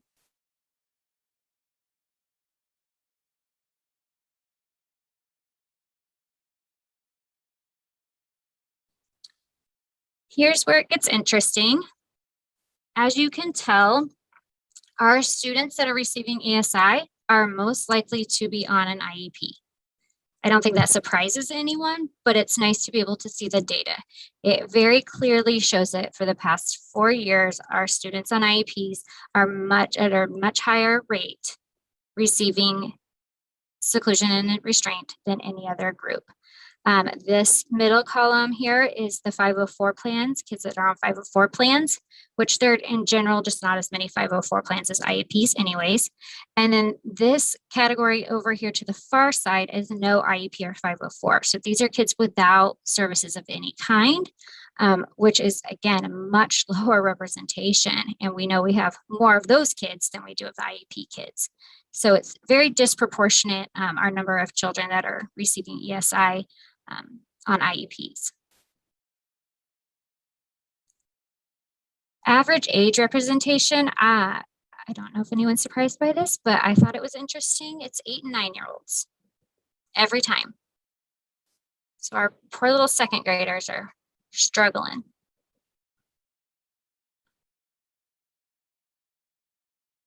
All right, ESI by percent of population, ethnic population. So this is when you actually take the percent of that subcategory. So if you look at Hispanic and Latino kids, this is the IEP students by percent of Hispanic and Latino students. Does that make sense to everyone? So it's comparing apples to apples, basically. We broke it down that way. This is just the students with IEPs. This isn't the total population. This is total population. Total population. Okay, thank you. Total population. So from this, you can tell that definitely our African American Black kids are receiving ESI at a higher rate, almost double that of our white kids. The Asian population is very low. Multi-ethnic is kind of that second most common group.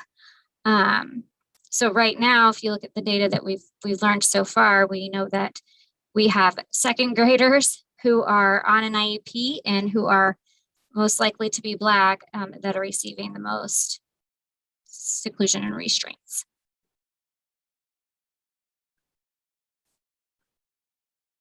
And then we get into gender, boys. It's boys. There are some girls that are receiving the ESI, however, primarily the males every single time around.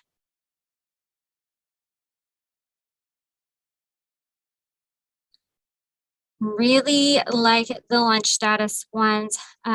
This first column is the free and reduced lunch. So the students that are with ESI incidents that are receiving free and reduced lunch as compared to the kids who do not, who are full pay for lunch at school.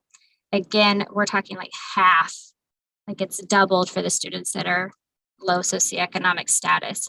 That's for restraint, and then seclusion, again, it's doubled the same way, broken down.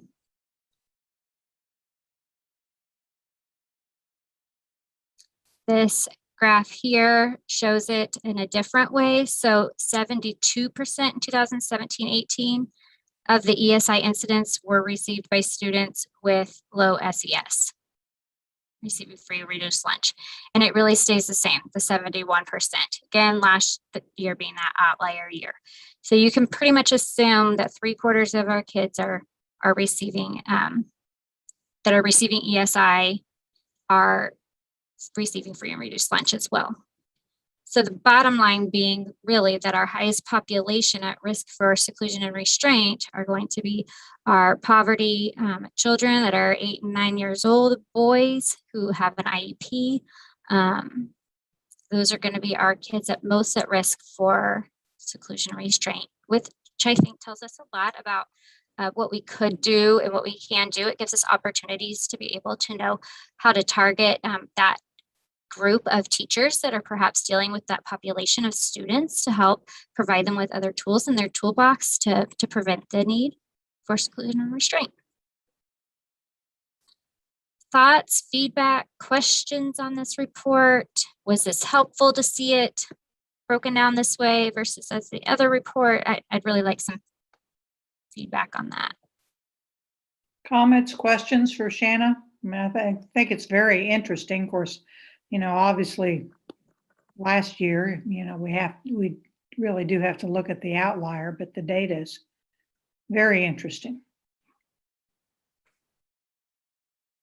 This is Kimber. I appreciate the bars and graphs, and it is interesting to look at it over that span of years, and to separate each of those categories out too, because I think sometimes we just focus on one of those, but it's interesting to see the multi-prongs of factors that are affecting this. So for someone like me that's visual, I like to see it in this format. So thank you.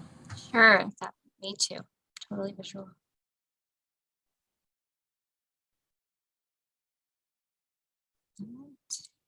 I think the free and reduced was also very interesting to see that piece, and knowing that it's primarily second grader boys. Just to think about that, because I mean, I know they get into academic work in kindergarten and first grade, but it's probably even more rigorous in second grade. So I don't know, you have to kind of speculate, is there greater frustration with at that point? It'd be interesting to see what the educators' response would be, and, you know, okay, so what do we do and how do we target and support? And that's kind of interesting to think about. Yeah, I found it fascinating. Shanna, there's several comments in the chat for you as well. Okay, great. Let me find the chat.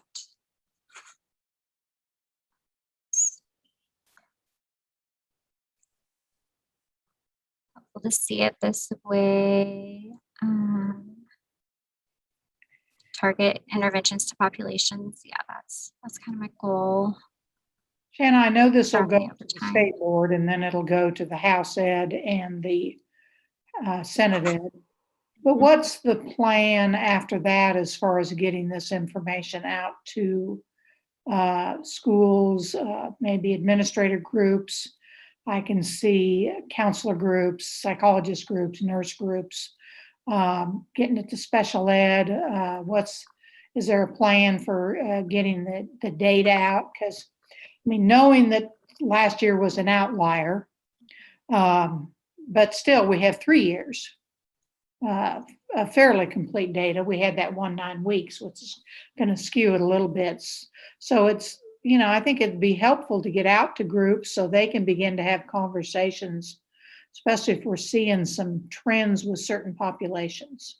Sure, we can definitely do that. So what I found in my short time here at KSDE is one of my best tools is that Hot Topics and just recording a Hot Topics video and going through this data analysis and then sending it out on all the listservs as well as the actual Hot Topic YouTube as well.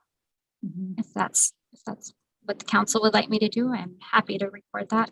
Now, is the another follow-up question? Each district will get their own data, isn't that correct? Each district entered their own data, so they already had, I mean, that's how we got it. Yeah, oh, true. I just wonder if some districts, if they will drill down, because you're drilling down on a state level. Right. Because I wonder if individual districts will be able to figure out, you know, where their concern areas are. Like you've been able to identify primarily 8 and 9-year-old boys with an IEP and free and reduced African American. You've been able to drill down some there, but I wonder if some of the districts will be able to do some drilling down on their data. The thing that I've heard most from districts is really this whole idea of training on this topic, which has been interesting. I had the opportunity to go and audit Crisis Prevention Institute, which was phenomenal. I have to say, I was very impressed with everything that they had to offer. They have a trauma track now for their training. It's so highly focused on de-escalation. You know, the restraint is just a very minimal piece that can even be provided without it. But, you know, one of my biggest takeaways from that is that training cannot replace the state required statute training that we have, because it doesn't address our state statute, our reporting, our documentation requirements. It also doesn't address seclusion at all. So one of my goals from this is to really do some new training, working with Finitech and with TASN to kind of redo a lot of the training that we've done in the past, but to answer some more of the questions. A lot of the questions have been, you know, and not just in this area, but like on preschoolers and what counts and what doesn't count, what's co-regulation versus restraint. So just clarifying some of those definitions, I think, is where districts are at right now on what they want to do with it. So I don't know that a lot of analysis is happening. The other thing that I would like to do is, right now we have the window for reporting open for like 2 weeks. And so schools gather their data and their information, and then they hold on to that. When the reporting window opens, then they put it in. What I would like to do next year is start opening the reporting window at the beginning of the school year, opening it up August 1st. So as events happen, it can be entered into the system and districts can see it that way through kiosks. I think that is a great idea. You got a couple comments in the chat that you might want to look at, one from Tamara and one from Tracy. Yeah, Adalia also mentioned the reading challenges in 2nd grade. I think that's a really good point. Free and reduced status is helpful. It'd be helpful to have the overall population stats to compare to for each breakdown. I do have the overall population statistics, which is why I pulled them out for percentage of that population, because when you add the full populations in there, the chart looks very overwhelming. So I've tried it. I'll keep playing with it though. And there's a comment by Mel also. Okay, and then helpful just referrals, but not always correlate with ESI usage. Yeah. Districts like the reporting window to be open. Okay, great. Fantastic. Thank you for that feedback. Any other questions on that before we change topics? Okay, just reminder to everybody, this will go to the state board, so November? Yes, hopefully. Okay. I'll talk to Bert, but So in a future meeting, and then it goes to. and actually, it just gets put out. I'm sorry, it goes out in the commissioner's report to the board, Okay. so it doesn't get presented. Then will you present to House Ed and Senate Ed? No, it just gets sent to them. Okay, all right, so there will be follow-up. But so some of the follow-up that you're looking at is opening up the window, the reporting window, and some additional training with folks as far as clarifying definitions, that type of thing. Yeah. Are there other suggestions from the council for Shanna on anything else to begin to look at on this?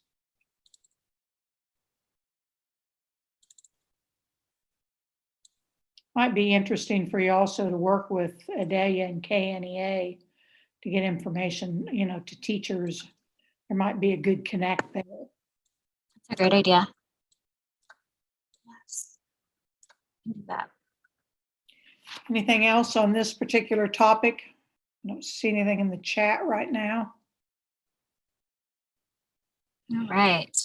Okay, the next agenda item is cyberbullying protocol and collection, feedback collection. So this is going to be Shanna and John, and the cyberbullying subcommittee did some additional work on the cyberbullying piece. And Shanna, I think you've also put the cyberbullying response protocol guidance document in I think that document went out to council members. Yes, it's in their packet.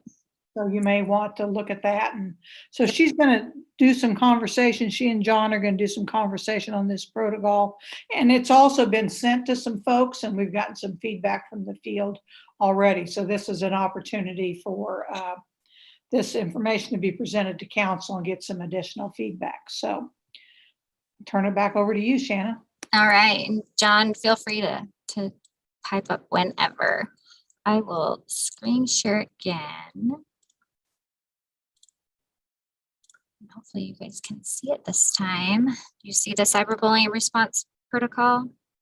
Okay, great. So we, John and I worked on this in response to kind of requests that we have some kind of guidance for districts to know how they can respond to cyberbullying. A big piece of what seems to happen is kids get cyberbullied, and because it doesn't happen on school grounds and it doesn't happen with school equipment, schools feel like their hands are tied and that they cannot respond in any kind of way to that or take action, which isn't necessarily correct. So there was a new Supreme Court case. It was Manahoy Area School District versus BLN Levy. It's kind of in the second paragraph in here that talks about circumstances that may implicate a school's regulatory interests include serious or severe bullying or harassment targeting particular individuals, threats aimed at teachers or other students. And so it then goes on to say there may be situations where schools need to take appropriate action for incidents that take place online, even when the event is not on school grounds or with school devices. So knowing that, we think it would be helpful for schools to at least have some kind of a guidance document. Now, our intent with this is to present to you the feedback that we've actually solicited from specific individuals at this point, and then receive your feedback today. We would like to then go back and modify this draft, change it with all of the feedback taken into consideration, and then bring it again to the council to see if it's something that you want to approve and move forward with from there. So that's kind of our ultimate goal. John, do you want to? Well, I just want to say, if you're scrolling through again, this document, it's not showing up on your screen share. So I don't know, maybe if you're sharing the wrong screen or what's going on. Oh my gosh, it's paused again. Thanks. I don't know why it does that. I will say that bullying and cyberbullying in and of itself is just a very, very difficult thing, especially for schools to kind of grasp. And cyberbullying, to piggyback what Shanna was saying, what we know is that this happens usually from the homes, and kids will talk back and forth via social media. They'll post things They'll even text each other, whatever it may be. And then the problem becomes the school's problem when the kids then meet.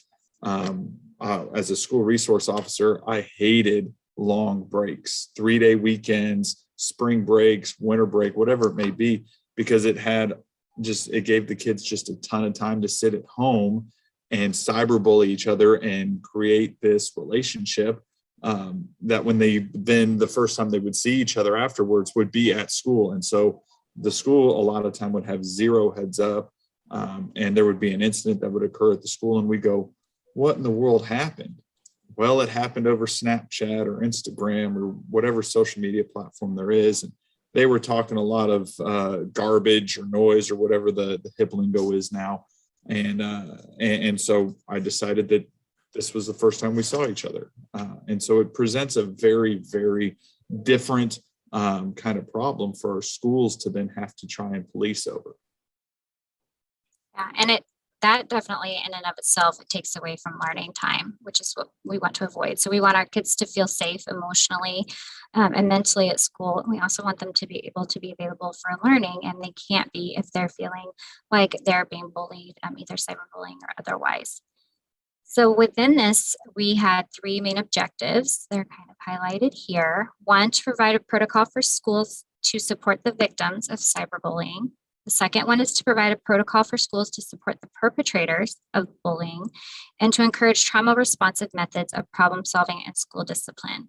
So you will not see in here any kind of zero tolerance policies, because we really know that those aren't the most effective policies for students in helping actually change behavior and teaching new behavior. And typically, if you have a bully, there's a reason, there's an underlying factor that they are feeling the need to bully others, whether that's a function of attention or a function of their own distress, something they also need support and help. So those are kind of what the objectives were that we used for this, almost a restorative justice / trauma responsive approach to this protocol. So we did put in here the definitions of bullying and clearly explicitly stated those. And then the same as cyberbullying, which aligns with our Blue Ribbon Task Force definitions. We then identified the definitions for the target, the perpetrator, student file, parent, and repair, so that those were common languages used throughout the protocol and everyone would understand what they mean. Now, again, some of this you will see response in the feedback to some changes to modify some of these things. So know that this is our first draft, and we're really looking for feedback today and then your response to the other feedback that we have moving forward. So our protocol, we kind of lined it out as that an incident gets reported to the school, right? So that's already happening. Whether the school thinks that they can do anything about it or not, doesn't matter. Parents are reporting it, kids are reporting it, friends are reporting it, friends of friends are reporting it. I mean, it's definitely getting there. At that point, then we're recommending that school staff report incidents to the administration, right? Because sometimes that doesn't happen. Sometimes the kids will report it and staff may, with very good intention, say, we're at school to learn. Let's get back on track and focus again. This is an issue that happened at home, not at school, so we're going to keep moving.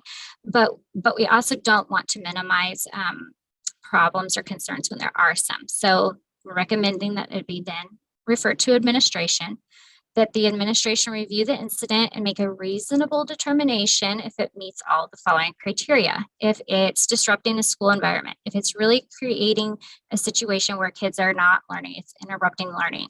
If it's physically, emotionally, mentally, or verbally harming another person, and if it's reasonably determined that the incident was intentional and true. So fact finding, looking and seeing, did that actually really happen, is a piece of that. Based on all of that, if it meets all that criteria, then we're recommending that the administrator follow the recommended protocol. So for a first incident, that we have 2 columns here, one for the target, the bullying target, and one for the perpetrator. Again, some of this language and whatnot, there's some recommendations for changes, and there are also some recommendations for changes within this template right here. So just know that ahead of time. It's not perfect. It's not exactly how we'll end up.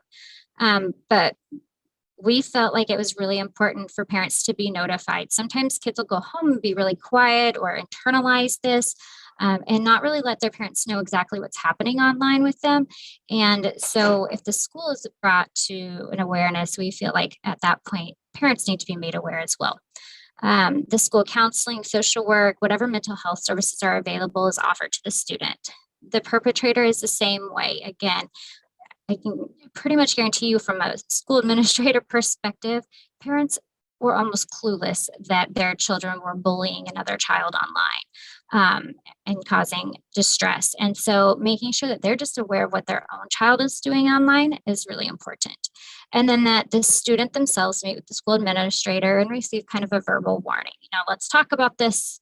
Let's talk about what happened. This isn't okay. It's not safe. Second incident within the same school year. So all of these we're talking about within the same school year, right? Then a verbal and written notification to parents just for kind of a documentation trail, social emotional wellness plan. This is obviously something that we would have to create a supplement appendix type document to give an example of what that would look like. But that would be optional for parent involvement as well, again, to support that student and their wellness. And then for the perpetrator, written or verbal notification, again, for that documentation piece. Incident documentation is placed in the student file. Parents and students would be required to meet with the school administrator. Root cause analysis would be conducted to find out, again, the function of that bullying behavior, and then creating a repair plan for home and a repair plan for school. And again, that would include some documents to go again in the appendix to kind of provide an example of what repair plans can look like. And then the third step then kind of takes those same two and adds on to offer referral community-based mental health services to the student and documentation of target risk placed in their file so that if there's an ongoing problem, let's say from second grade to third grade, that the second grade teacher would put that documentation or administrator would put that documentation in there for the third grade teacher then to be able to see, oh, this was a problem last year between these two kids. We might not want to put them in the same class, that kind of thing. That's where that would be helpful at.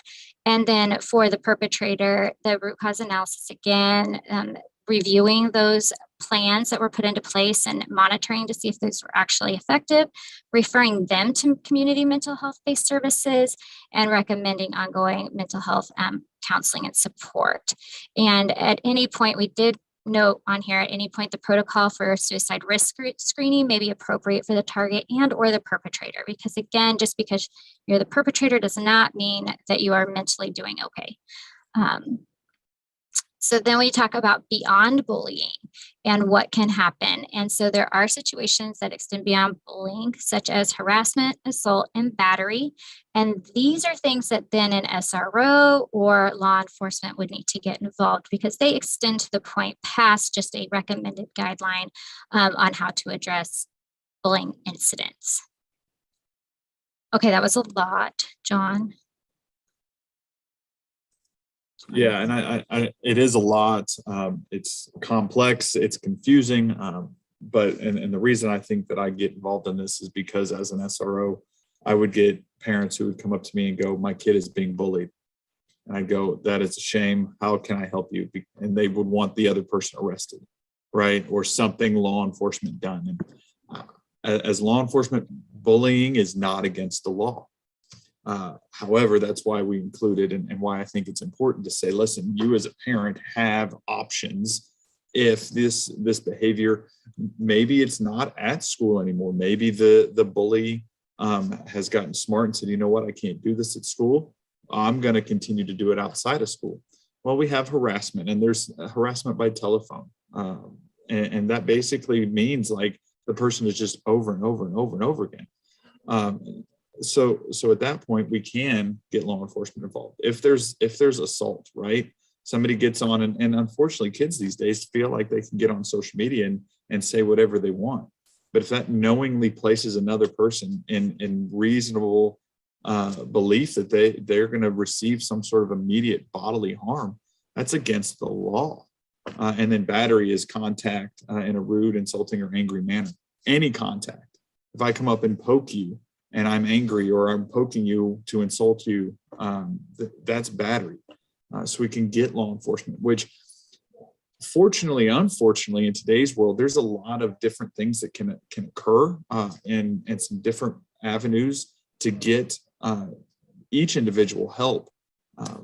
But it takes that initial report to go into either juvenile intake or something else to provide these resources to our kiddos. Yeah, and really part of this too is to be able to identify those trends. You know, if you're not documenting something, it's easy to almost forget it happened or to not really make a connection until something worse happens. And so this would help be a preventative measure is what our goal is. I will switch over now and share the feedback that we intentionally solicited. If I can find it, here we go. We'll see if it like pauses me again or whatever. It did. Okay, there we go. All right, so Misty responded to our request and reviewed this prior to the meeting, and she had a lot of very good thoughts about this plan and some more questions. She asked about examples of root cause analysis, those things that I was saying that would have to be an additional document added on as examples. So you have this, again, you have this document in your packet. You can read through it. I don't need to go into a lot of detail. We also solicited feedback from Donna Whiteman with KASV, and she gave us a lot of information and good feedback that I feel like we can use to modify. Interject. Sure. Donna Whiteman, for those of you who don't know, she works at the Kansas Association of School Boards. She is an attorney, and she actually is, I would guess, somewhat of an expert on bullying and cyberbullying. She's actually written quite a bit, and so that's one of the reasons we actually, the cyberbullying subcommittee actually met with her at one point in time, and she was very helpful. So we did reach out to her and ask some for feedback on this. So. Yeah, and her targeted feedback is super helpful. And again, it has not been put into the draft yet. So this feedback has not been implemented because we wanted your thoughts on both the draft and this feedback that we got from all of these individuals. And then Holly Yeager made some recommendations as well. And she wanted the addition of school psychs was her main point. And I totally agree. I don't know why we left it out in the first place, but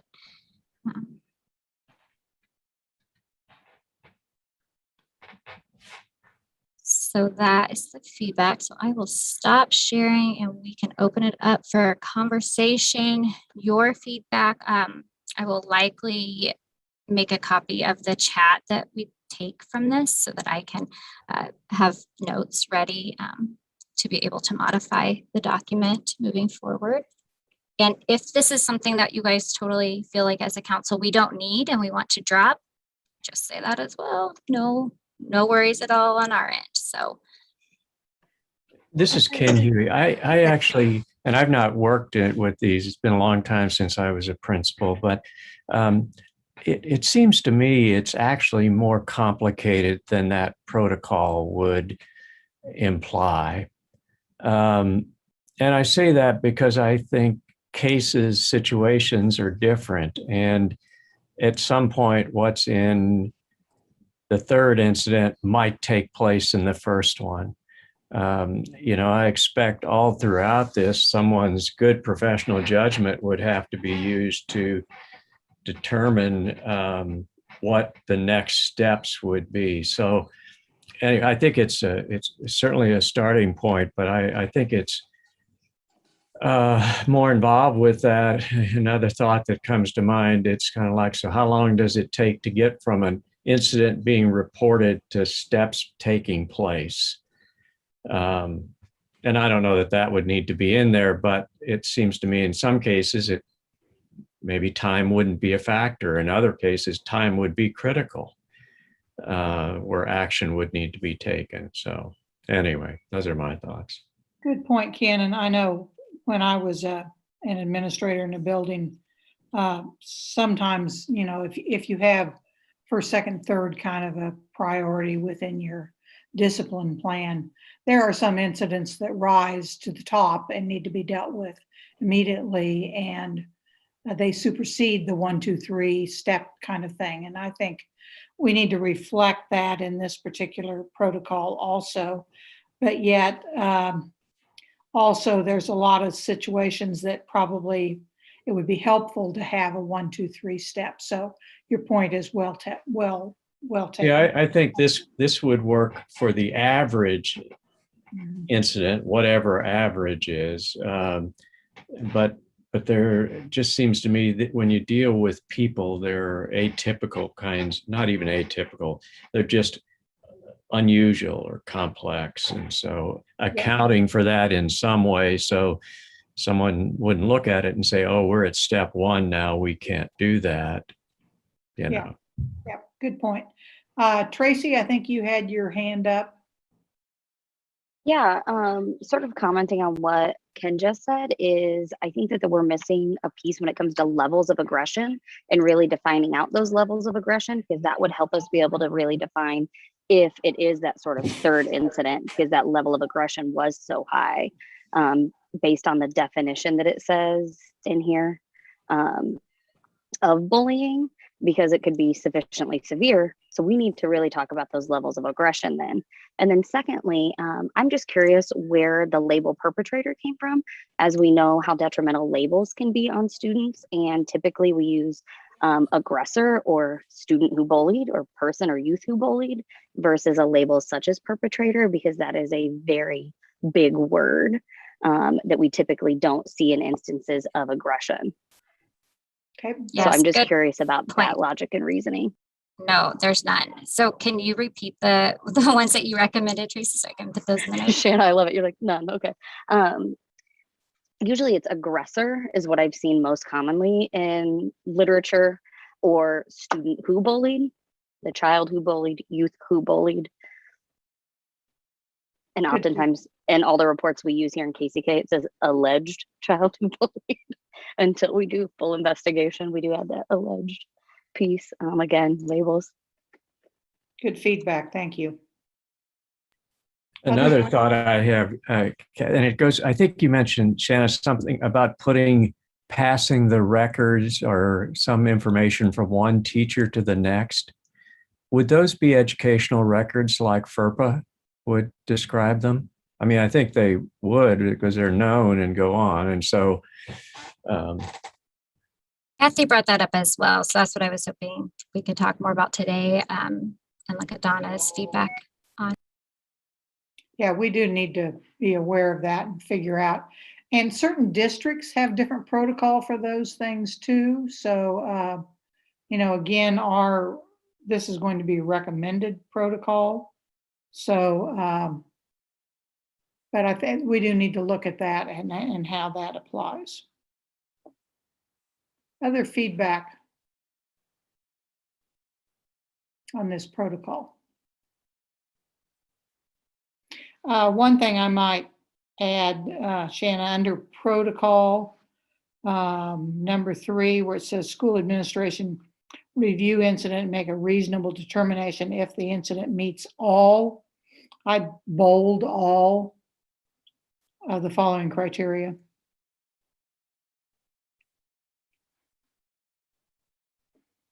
Kelly, would it be too much work to set up a quick poll just to kind of get everybody's overall impression on if they feel like we need a guidance document in general?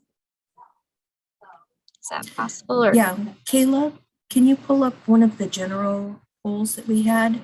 And it'll be just a yes or no poll.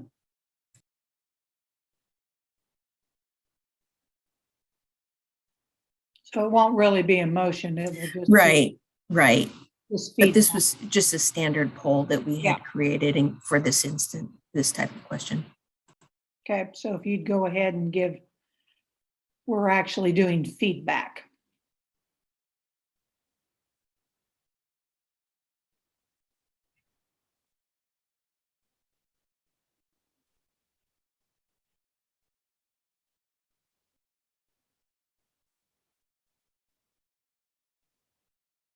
I think getting feedback from people who might use it would be, at least from my perspective, more helpful than me indicating whether it's needed or not. Maybe it is and maybe not. I don't really know. Yeah, I definitely think that we can send it out to some specific populations. We did solicit the feedback from specific people, individuals that we felt like would have some really good input on it. But also sending it out to the listservs of the counselors and the social workers, some of the mental health liaisons, to kind of get their thoughts on it as well, I think is a good idea. I was just hoping to be able to refine it a little better with some of the thoughts that you all have as professionals. So I'm seeing from the poll that it looks like everyone that's responded is kind of feeling like it's worth at least continuing to explore this. So if it's okay with Kathy, I will continue working with John to make edits on this document, and then solicit again some more feedback from the field and continue to make edits until we feel like we have a kind of final draft to bring to the council. Does anyone feel like that's not a good path or have thoughts on that? Sounds good to me. I think I'd include administrators in that list as well that received it, principals. Maybe, Shanna, you can look at like some specific folks in small, medium, large districts and get some feedback from, administrators, counselors, teachers. I know we can blast listservs, but then I also know sometimes we don't necessarily get good response on some of those things. Absolutely. I will work on that. If you all have people you recommend in the field, that would be great if you could send me their email addresses, and I will work on a Google form for that. Great idea. And yes, Tracy, I'm thinking feedback with consistent questions would be good. And then like an open-ended one at the end that says maybe like other things that we haven't considered. Great idea. Anything else for Shanna on the cyberbullying protocol? I mean, it's a tall order to try to figure something out that can work, but when you get the kind of feedback, I mean, and with this recent Supreme Court situation, there is, I think it's incumbent that we have something that folks can take a look at and see, okay, how do I need to respond? Because I think folks right now just kind of throw their hands up. I think we have a variety of things, but a lot of folks say, well, yeah, I can't do anything about it. Well, sometimes we can. And, if we prevent a suicide or 2 or 3 or 4, that's a really good thing. So I think it's worth taking a look at and seeing what we can do. Anything else for Shanna or John on this particular topic? Okay, boy, Shannon, we're going right from you to you. Whew. No, I'm so sorry, guys. No, you're fine. I kind of hate to have you have to be pulling the brunt of all this. There has been, Shannon's been a part of, and I'll set this up, a part of several groups lately that continuing to talk about human trafficking. And as we well know, that certainly impacts our school age youth. And so we wanted to have a little bit of a conversation today about some information that's coming out, some different groups that are interested in this, and certainly get some feedback from you. So Shanna, I'll throw that back over to you. Yeah, so I will start with kind of some contextual information. So I'm sorry I'm not looking at you all because you're actually on the screen for me, but the Attorney General's office received a survey from the Federal Attorney General's office about human trafficking and how all of the state agencies are kind of addressing it within their own areas. And so they worked with me, we answered the questions that were on there, and based on that experience, there are a lot of opportunities that we have that we're currently not really working on or exploring. So I did put together kind of a precursor human trafficking, again, another hot topic that we sent out.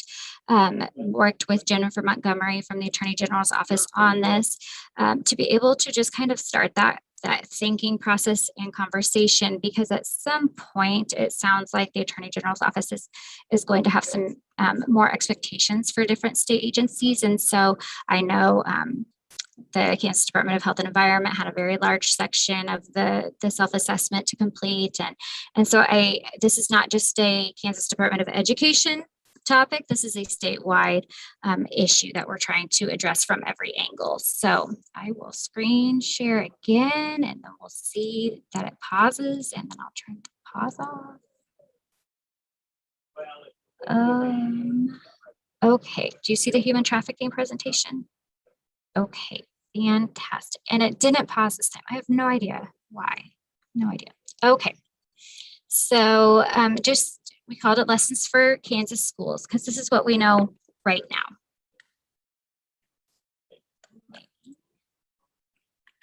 All right, so why is this important for Kansas educators? Really because we know Maslow has to come before Bloom. We know our kids have to be socially, emotionally, mentally, physically well before they can learn, before their brains are going to be able to take in new knowledge and information and process it. So this safety is a huge piece. Human trafficking is all about safety. Human trafficking, what it is, it's based on recruiting, harboring, and or transporting people solely for the purpose of exploitation, no freedom to leave the situation, and includes labor trafficking and sex trafficking. Most of what we're going to talk about with this is sex trafficking because we don't have a lot of data on labor trafficking for our students in Kansas, but we do have a lot of data for sex trafficking in Kansas. Human trafficking is one of the largest and fastest growing criminal industries in the world. It exploits a person's vulnerabilities. That's how it works. And it thrives on ignorance and preys on the uneducated. So again, direct ties to the education system. So when we look at human trafficking laws, there are several pieces that kind of apply. Obviously, mandated reporting. A lot of times, teachers are really in tune to abuse and neglect that you would consider stereotypical kinds of abuse and neglect, right? And they don't necessarily always pick up on the cues of human trafficking that is also very, very dangerous and needs to be reported, any suspicions of. And so we get into some of those red flags within this. Here are some other mandated reporters, again, to show that the scope of this work is not solely, the burden is not on education alone, it really is on lots of fields. Human trafficking is a federal crime. In 2000, they came out with the first comprehensive federal law to address it. It was then reauthorized over and over and over again, most recently in 2018. In Kansas, victims under the age of 18, the laws consist of commercial sexual exploitation of a child and aggravated human trafficking. And then for victims 18 and older, human trafficking of coerced into labor or sexual exploitation, related crimes that can involve trafficking, buying sexual relations, promoting the sale of sexual relations, and selling sexual relations all count as human trafficking crimes in Kansas. So the reason that I included the victim 18 and older is because when you consider parents, at times there are parents that you need to consider, what is happening with this parent?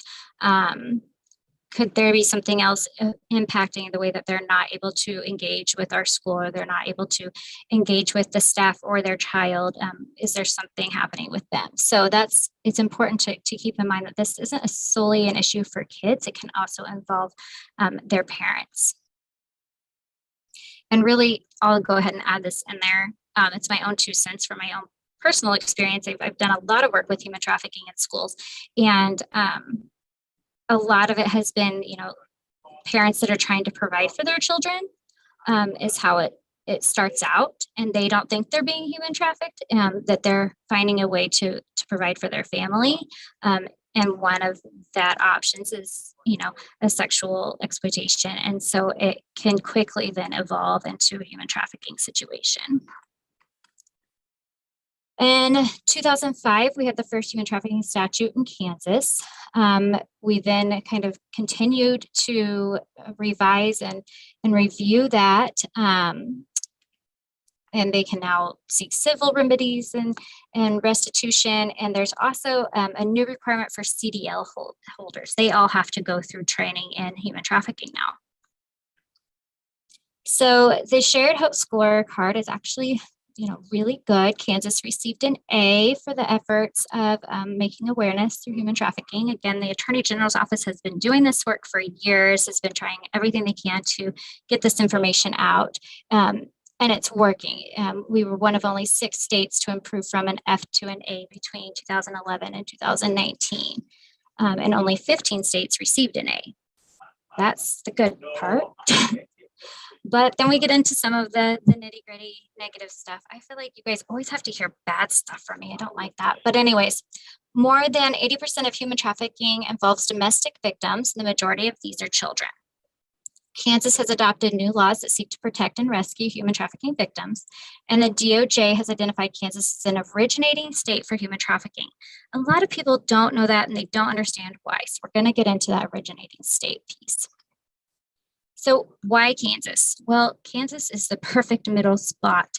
It is centrally located in the United States. It's the intersection of I-70 and 35. It's the hub of Midwestern commerce and exchange points. So anybody going through, transporting anything, trafficking anything, drugs, weapons, humans, all are using these major traffic ways that run through Kansas. So how does this impact our students? Children represent 26% of the 20.9 million victims worldwide. So a quarter of the human trafficking victims are kids. That's a lot. Both U.S. citizens and foreign national children are trafficked for sex and labor in the United States. Each year, as many as 100,000 to 300,000 American children are at risk of being trafficked for commercial sex in the United States. And those are kids that are in our school systems. So our teachers, our social workers, our principals are interacting with these kids every day and may not have any idea that these kids are going through a lot more when they leave that school building. Here is the number of human trafficking victims served by the Attorney General's office per fiscal year. As reported, you can see that there's an increase in this trend. The caveat to this data is while it appears to be an increase in trend, we don't know if that's because there's an increase in human trafficking or an increase in the reporting and seeking of assistance in human trafficking. So please keep that in mind as you analyze that slide. When we get into the victimization of human trafficking, the average age of entry is 12 to 14 years old. That's often runaways, often runaway girls. They get picked up really, really quickly and wrapped up into it. Oftentimes, kids that have been within the foster care system or child protective services. Some actually just come straight from middle class or wealthy families. Again, a lot of times those ones are runaways. 70 to 90% of commercially sexually exploited children have a history of child sexual abuse. So that's important to know that they're more vulnerable. Again, that exploitation of a vulnerable population. Most are female, and they are not likely to consider themselves victims. So if you were to ask, are you a victim of human trafficking? They are going to say no every time. So that's not an approach that works. Indicators for our kids for preschool through 12th grade. And when I say preschool through 12th grade, I have personally been involved in several situations with 4-year-old children that have been human trafficked. It is devastating, but it happens. Infants that have been human trafficked, it happens. It's not anything people want to talk about. It's not anything people want to hear about, but it's the reality. So some cues are that they demonstrate an inability to attend school on a regular basis, or they have a lot of unexplained absences, frequently run away from home. They make references to frequent travel to other cities, like, oh, last night we went to Kansas City and tonight we're going to Wichita, and that kind of thing. Exhibits bruises or other signs of physical trauma, withdrawn, depression, anxiety, fear, if they become kind of internalized, quieter than normal. Lack control over his or her own schedule or identification travel documents. So like if they say they don't have their school ID, that somebody else has it and wouldn't give it to them, that's kind of a red flag. And again, these things can also be very incidental. So it's really hard to tell if there's actually something going on or not. Lacking, okay, like is hungry, malnourished, deprived of sleep, or inappropriately dressed based on weather conditions. Showing signs of drug addiction. There are times, these are mostly going to be older students or parents that are being human trafficked, where the trafficker will actually get them addicted to a specific drug. And so they will have track marks that may or may not be easy to see in their arms or between their toes, etc. Shows signs of drug addictions and has very coached or rehearsed responses. So I noticed you weren't at school yesterday. Where were you? Oh, my grandma was sick, was in the hospital. Like just blah, blah, blah, blah. And that is the same answer that's been the past 4 times, you know, something like that, that just seems out of the norm. Additional indicators, a sudden change in attire, personal hygiene, relationships, or material possessions. All of a sudden they're coming to school with really nice things. That's part of the grooming process. It doesn't last the entire time they're being trafficked, but the initial stage of trafficking, so to speak, a lot of that involves grooming. So they'll start coming to school with, you know, really nice new things that they're showing off to people. They're proud, they're excited because new boyfriend bought it for them, etc. They act uncharacteristically promiscuous and make references to sexual situations or terminologies that are beyond their age-specific norms, which is incredibly hard right now because our young kids know a lot more than I would ever consider an age-appropriate norm anyways. So that one is also really hard to decipher. Has a boyfriend or girlfriend who's noticeably older, like a 14-year-old with a 40-year-old. Pregnancies or multiple STIs, and tattoos or brandings indicating human trafficking. These are often going to express that they are the property of the trafficker. So sometimes it will be like a barcode, like you would see on a cereal box. They will do tattoos of a gang sign or the trafficker's initials, something along those lines in a very specific place. Also, the symbols of diamonds, dollar signs, and crowns. Again, that semblance of property, anything that's going to indicate this person is owned. And I'm sorry, I have zero filter, so I know I'm just putting it all out there, you guys, and I apologize for that. I don't know how else to do it. Students that could be at risk, walk to school or store alone, you know, those kids that are loners and they're on their own a lot. Own or have access to a computer. Okay, that's every kid because again, we were talking about social media earlier. Human trafficking maximizes a lot on social media, so we'll get more into that. Are attracted to consumer goods, desire to have romantic relationships, sometimes feel insecure, feel misunderstood, fights with their parents, feel like their parents don't care, they want more independence, test boundaries and take risks. So like I just described every teenager ever, right? It's really hard to be able to tell. So you have to pick up on change and difference. And that's why it's important to know students. It's vital for teachers to really know who their students are because change is what always signifies something is happening, whether that's going to be a school crisis, school shooting, school suicide, or human trafficking. It always is signified by a change in behavior or something like that. Vulnerable populations, individuals with developmental disabilities. Again, they exploit vulnerability. The LGBTQ plus population, poverty, housing insecurity, homeless, those that are looking to fulfill that kind of a need for basic needs, indigenous women, individuals with mental illness and drug addiction and alcohol addiction. Again, those are all populations that have a significant vulnerability and can be easily exploited. Adverse childhood experiences, I know you all have heard of ACEs substantially, but they also play a key role in aligning with human trafficking. So ACEs can be linked to sexual exploitation and abuse, neglect, parental detachment, and exposure to addiction. So if we look at this, 33% of women with a trafficking history have an ACE score of between 4 and 7, and 48% have scores of 8 or higher. I will tell you the 4-year-olds that I worked with that were trafficked, all at 4 years old had ACE scores of at least a 7. So that's a big indicator when there are so many things going wrong so early in their life. It's something to really look at. And then you can see the key items around that play into it. So then the trafficker, characteristics of the trafficker themselves, they're usually between 19 and 45 years old. So, you know, a grown-up. Average education is freshman year of high school. So these are usually poorly educated individuals. 50% completed high school or had a GED. 95.5% have a history of drug or alcohol abuse. 90% have a criminal record. And here it is, they make between $220,000 and $500,000 a year. That's a big income. So you can see why this is so important, because their property equals money. So how traffickers control their victims, they control them through physical abuse, sexual abuse, and psychological emotional violence. So depriving them of their basic needs, restraining them, captivity or confinement, which isn't as common as just depriving them of basic needs, or keeping them within a house and not letting them kind of go without their permission, sort of a thing.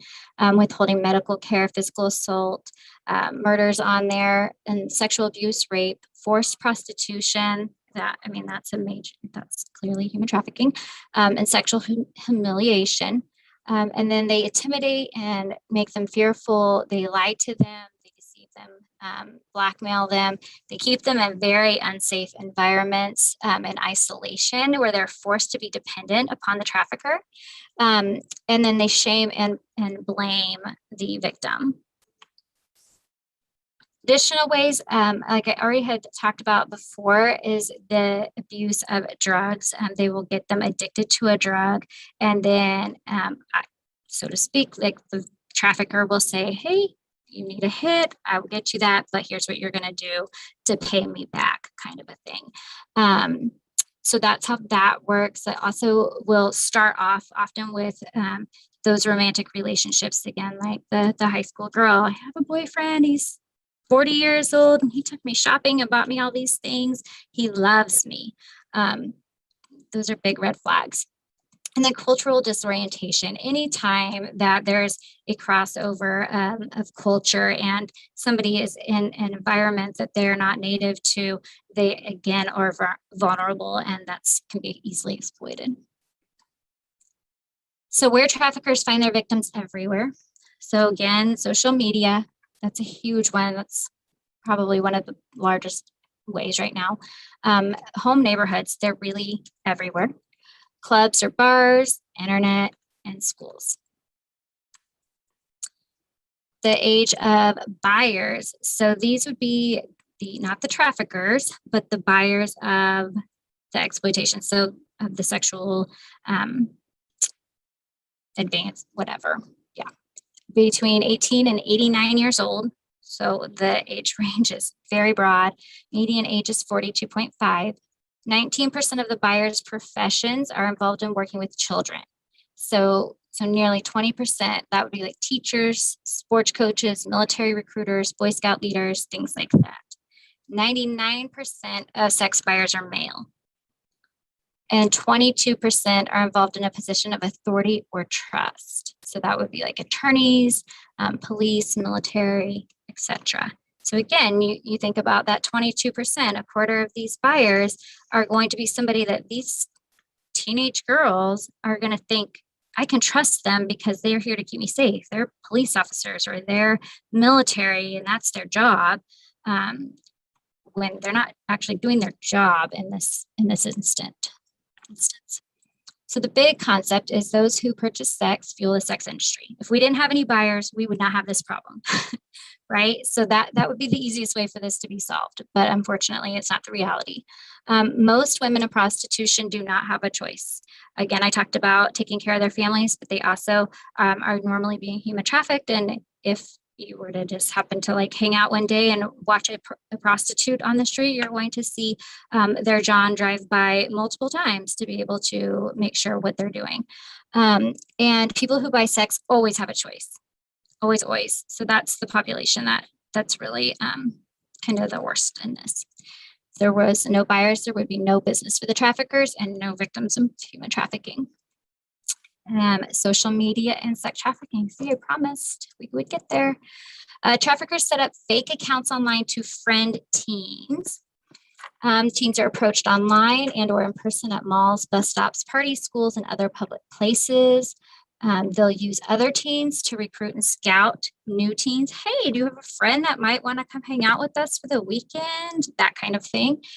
Traffickers may pretend to date teens or the parents, again, to manipulate and gain their trust. Drugs, alcohol, money, and expensive gifts are often used to manipulate them. So they access and have the ability to connect with more vulnerable youth online. So they can really tell when they're talking to someone who is kind of isolated or more internalized and willing to continue a conversation with them or willing to meet them outside of the online platform. They have an ease of accessing vulnerabilities online.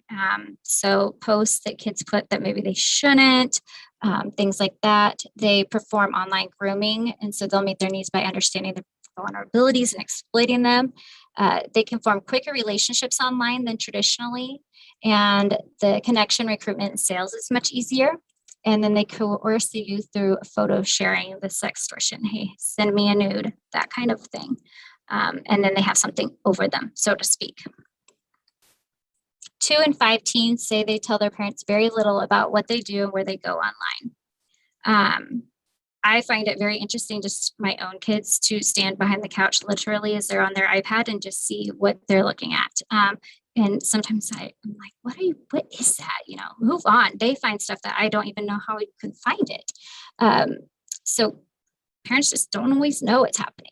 1 in 5 kids have received a sexual solicitation online. And if kids have cell phones, they're going to receive sexual solicitation via text messages even more frequently. And 82% of online sex crimes against minors, the offender used the victim's social networking sites to gain access. So again, the kids with social media accounts. 39% of teens have sent sexually suggestive messages via text, email, or instant messaging. And 12% of parents knew their teens were accessing pornography. Most popular sites. These were listed before TikTok, but I don't know about John. I would say TikTok is probably number 1 right now. John, what are your thoughts on this? Absolutely. TikTok is not only the number 1 most popular app out there right now, but it is also the number 1 app used for child sex trafficking and to recruit child sex traffickers and get their victims. Yep. And TikTok, with all of the challenges set up, things are made to look fun and intriguing for kids. If you're not familiar with the TikTok challenges, there's even ones that have been outlined for months, the whole school year for school TikTok challenges, where this month the challenge is to slap your teacher, things that are going to get our kids in a lot of trouble. So not great stuff, but affects human trafficking. The grooming stage talked a little bit about that, but that involves the targeting of victim, looking for their vulnerabilities, emotional neediness, low confidence, economic stressors where they need their basic needs met, gaining trust and information, again, that's online through social media or in person, and fulfilling a need, buying gifts, being a friend, beginning a love relationship, providing drugs and alcohol, providing housing, etc. They then move them into the stage of isolation, where they kind of remove them from everyone else in their environment and world. And then they are the central person in that victim's life. So they are the most important person to that victim. And pleasing that person is the most important thing. They begin to then claim that their services must be repaid. You needed a car ride, I give you a car ride the other day, so I'm going to need you to do this favor for me, kind of a thing. And then they demand sex as the payment. And they maintain control through threats, violence, fear, and blackmail. Red flags and indicators for school staff. Again, that inability to attend school regularly and unexplained absences, coached or rehearsed responses to questions, frequently running away from home. These are all things that we already had hit on. hunger, malnourishment, boyfriend, girlfriend that's older, sudden change in attire, material possessions, that tattooing. And John, you can chime in on this one too. The tattooing and branding that I have seen primarily is on the back of the neck, or it's going to be like on the wrist or arm, someplace that is seen to the public. Signs of addiction and promiscuity. And if they're not living with an immediate family member, if they say they're living with the boyfriend and they're 15 years old, like that's kind of a red flag to find out what's really going on. How human trafficking victims are supported. So when they are identified and support services are needed, it can look like medical needs. Oftentimes they have medical issues that need to be addressed immediately. Safety planning, treatment for major trauma and complex PTSD, long-term counseling and assistance, housing assistance dealing with and testifying against their pimps and traffickers, addiction treatment, educational needs. Most of the time they don't end up graduating high school because they miss so much, they're truant so often. They don't get their credits, employment assistance, and other specific types of assistance. The reality is that human trafficking victims have witnessed or have firsthand experience of events involving actual or threatened death or serious injury, threat to physical integrity of self or to others. They then feel intense fear, helplessness, or horror, which then often leads to a PTSD diagnosis, which I'm sure everyone can imagine. Human trafficking victims see the gambit of it. The PTSD symptoms include recurring thoughts and memories of the event. 75% reported that. 60% reported feeling detached and withdrawn. 60% had trouble concentrating and sleeping. 54% had recurrent nightmares. 52% felt as though the event is happening again. 44% was unable to feel emotion. So again, this is of people that were able to get out of it and get treatment. There are a lot of people that, I mean, I've worked with cases before where I've had human trafficking victim.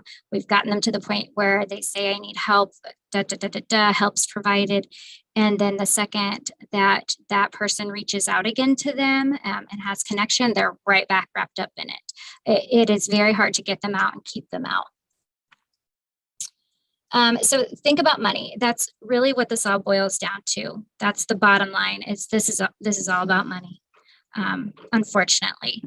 And most common, reasonable people don't think that way. Human trafficking victims represent an exceptionally high needs population with mental health issues, safety concerns, shelter and food needs, protection needs, addiction issues, immigration, or legal problems. A multidisciplinary approach is critical to meet their needs.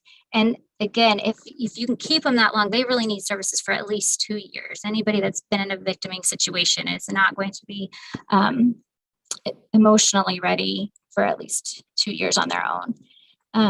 So the support to victims needs to be provided by trained and licensed therapists and social workers. So support cannot be provided by school staff. I can't reiterate that enough. Like, human trafficking requires trained and licensed professionals to really support. Teachers can maybe recognize and suspect an issue and make a report. They can be there to support kids that have gone through this and be understanding and trauma responsive, but they cannot do any kind of treatment for that child. Effective helping for trauma victims, they will share more when they know that they and their loved ones are safe. So if they feel like their kids are at school and if they talk, something's going to happen to their kids or their kids are vulnerable or whatever, then that's an issue. When they are listened to and perceived, they're believed. So if they're talking to someone who has clearly never had any experience with human trafficking, doesn't really know a lot about it, and they're like, that's crazy. It's crazy, but it's true, and they're not going to keep talking if you don't believe them. If they believe that the listener can tolerate what they're hearing. A lot of people have a very hard time digesting this, especially when you have a 6-year-old, coming up to you saying, this is what happens to me at night. If that 6-year-old feels like that teacher is not receiving it well and is kind of getting an emotional reaction, they're not going to feel like they can talk more. And then when they can understand what they're saying, again, it's having that frame of reference and some understanding of the topic. Assessment includes child's physical and emotional well-being. again, sometimes kids will actually be given drugs and alcohol as a way to manipulate. The risk of self-harm, these kids have been through a lot, and you seek what your brain knows. And if your brain knows harm and danger and pain, then self-harm is often a way to be able to mimic that outside of the situation. The risk of re-engaging in prostitution, the level of family involvement with the child, and then whether the child has needs for other intervention type services. So to intervene, you have to restore a sense of safety for them. That's number one, right? Back to Maslow's hierarchy of needs, and that bottom level is safety. You have to have it. Reducing the effects of trauma, helping them feel like they can move from a feeling of powerless and hopelessness to regain a sense of trust in someone. Reestablishing future dreams and goals. Often human trafficking victims can't see beyond today. They really cannot. So to get them to plan out a future is very therapeutic. And then helping them return as vital, productive community members. Implications for educators. So if you or someone you know is being trafficked, report it, like vital. If you see something suspicious, report it. Educate others, even just in casual conversation. It needs to not be stigmatized and taboo. It needs to be known that this is happening, because the more people that understand it, the more people that are out there to say no. Incorporating it into your activities, clubs, fundraisers, again, just making other people aware of this issue. You don't have to be an expert in human trafficking to be able to say, did you know human trafficking is a problem in the state of Kansas and it affects a lot of kids? And groups like Rotary or, other kinds of organizations like that really then can spread that message of what's happening and standing up just for straight human dignity. To report human trafficking, obviously you can call 911. You can also call the KBI tip line. They do a lot with this, Homeland Security. There's a national human trafficking hotline that you can actually text with, so that's good as well. And then reporting sexually exploited or abused minor children, there's a national center for that. And then the Attorney General Victim Services Division, that one's highlighted in red at the bottom. That's kind of my preferred way of reporting.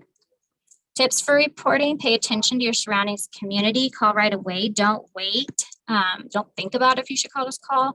Provide actionable information, details, time, description of the people involved, take a picture if you can. Never approach a trafficker or a suspected trafficker. They can be very, very dangerous. And if you feel like there's an emergency situation right away, call 911. Here is the KBI SAR web link and Launchpad information that really kind of shows people how to report suspicious activity. And again, you don't have to know that something is happening, but if you suspect it, it's a much better idea to just report it. And then this is just internal self-checks. How do you ensure that you do no harm? What might you need to consider? What bias might you have that you feel like needs to be addressed? So as you think about this issue, what bias do you hold in your own mind that maybe isn't necessarily accurate? How can your interactions be more victim-centered? And here are some national resources. And if you have questions for the Attorney General's office, Jennifer Montgomery is phenomenal. Michelle McCormick is also there. Again, phenomenal and great resources for you. And then my contact information is on here. See, I get to do all the fun topics, right, guys?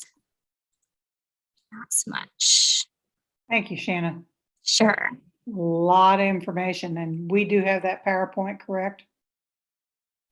Okay, so those of you that, like myself, who want to go back through it and take a look at it again, it's available in your materials. I'm pretty sure we'll probably have a follow-up to this and some additional information we may want to think about. Okay, what do we recommend we get out to schools, those kinds of things. So that could be something that this group would recommend. This was kind of our introduction, so to speak. I know some of us know some about this. Some probably know more than others or know more than you want to know. But boy, it's very real. I continue to see these kids that are missing, and I just have to think probably the majority of them have been sucked into human trafficking is just a scary, scary thing. So we will do some follow-up with this information. So really good information, and we may want Jennifer to come sometimes and just kind of brainstorm what kind of recommendations we might make. We can't, our schools do a lot, but this is an important topic. So what do we need to do as far as thinking about this? Okay, it is time for our lunch break. And then we are scheduled to come back at 1. You might come back a few minutes before that, but that'll be the start with, you'll be back with us again, Shanna, on that one. It'll be the mobile crisis hotline, and then we have some updates on some information that'll be coming to us also. So go ahead and mute your screen and stop your video, and then we'll be back here at shortly before 1. Thank you.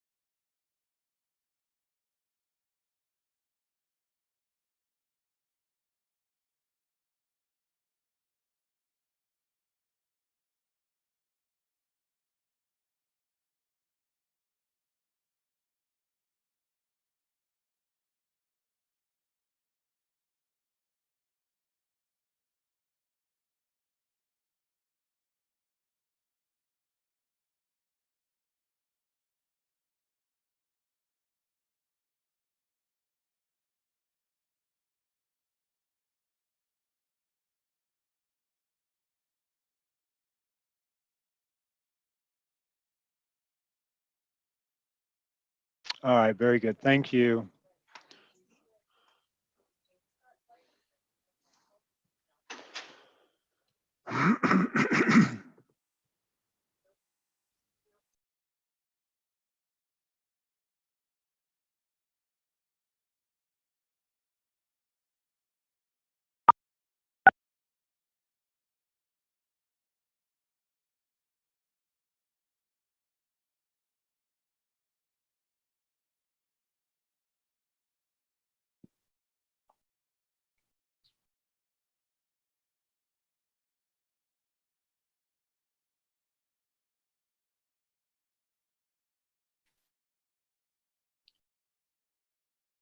Well, good afternoon and welcome back. I show pretty much 1 o'clock. So had a very, very, very full morning with lots of information. So want to continue to welcome everybody back and got some more informational topics this afternoon. Maybe not quite as much discussion and feedback, but several things we want to go over. Shanna, we'll be back with you for a mobile crisis hotline update. So looking forward to hearing what you have to say on this. Sure. Promise this is the last time you'll hear from me today, and at future meetings, I hope to never have to talk so much. I am going to, oh, hold on, let me pull up the document here. I'm going to share my screen real fast. You should have a copy of this document, this brochure in your packet for today. I was so excited about this when it came out that I literally probably could have danced down the halls here at KSDE, because I feel like this is maybe the #1 step to reducing abuse and neglect of some of our students and children. So this is a very big deal. Department of Children and Families have rolled out their Family Mobile Crisis Helpline. Now, what this is a helpline that anybody can call to address the needs, mental health needs or behavioral needs of children under the age of 20. They can either do a consultation over the phone and help de-escalate situations or resolve things that way. If that doesn't work or they need additional support, they can make referrals through that. If they still need more intense support, they can send someone out to actually in person assist a family. And then in emergency situations or if things are extremely escalated, then law enforcement, EMS, or the actual mobile crisis unit themselves would go to the home and help the family. So this is a really big deal. I'm just thinking of all of our trauma kids that are in foster care and the struggles that they sometimes go through, and no foster parent can ever be prepared for every single incident that's going to come up. And so that population alone in my mind is going to benefit greatly. Just all of our kiddos. This is a very good big step for Kansas. So I wanted to draw everyone's attention to it because it's good news. That's it, Kathy. Okay, do we have questions? Anything you would like to have Shanna clarify? One piece, this is John, and my iPad died, so I'm sorry I'm on my phone. One piece that came up during my social worker meeting earlier this week was around if they utilize that number, a family utilizes that number, is there information given to DCF? There was some thought that may cause some hesitancy in utilizing the service if they believe that just because they're calling, to get some support or access resources, that their information would then be given or reported to DCF. Gotcha. I know this really is a preventative process, and the essence of it is not to, capture families or anybody to be in trouble. It really is to be of help and assistance to families. So my inclination would be to say no, not in any kind of punitive way for sure, but I can definitely double check with them and see, what information would be gathered and how that would be used. So I can work on finding that out. And then we also will be doing some work on collaborating with some marketing stuff for KSDE as well for this. I forgot to mention that, but yeah, John, I will find out more about that. Okay, I appreciate it. Thank you. Shanna, do you anticipate that teachers will be using this at all, or? It's really less designed for teachers to actually use and more designed for teachers to really get to families. You know, the goal is to get it into those homes where those crises and meltdowns happen without professional support. So the idea is families. Okay. Hey, Kathy, this is Pam. Yes, Pam. This is Pam Noble. I have been in a couple different meetings and a conversation with Brenda Soto from who's the director over this project with the Department for Children and Families. And John, I can't necessarily answer your question, but this is a crisis line phone number. So it happens when a family is has a child age 20 or younger in a behavioral health crisis. And so they really want to make sure that we're still directing people in the right way. So if you have a family that's having a behavioral health crisis, then for sure they should call this number. Beacon is the contractor, and they will talk to the family, discuss some situations, and then like Shanna said, if they can't de-escalate over the phone, they will send out the community mental health centers team. They really try not to have to send out police or paramedics because the uniform tends to escalate a situation. I mean, you all know this. You're all here. You know this better than me, probably. So for sure, with a behavioral health crisis, you want to use this phone number. If you have families that need resources or just advice or whatnot, someone to talk to, then you really want to use the 1-800-CHILDREN number. That number is also answered 24/7. There's an entire resource database around that, and we can help you. We can help parents talk through situations. We can help them with a variety of different things. It comes, you can call it, you can search it online, or you can download the mobile app. And I can give you more information on that at some point if you need it. But really, for sure, the crisis line for a behavioral health crisis, it's really exciting. Okay, so Pam, this line is primarily for the families that are suffering in a pretty immediate crisis in the home. Yes, definitely. With that child 20 or younger. Yes. Is it just foster parents or any families? No, it's any family. They don't have to be foster parents. It's any family. And my understanding is that in 2022, KDADS will roll out a behavioral health crisis number for adults.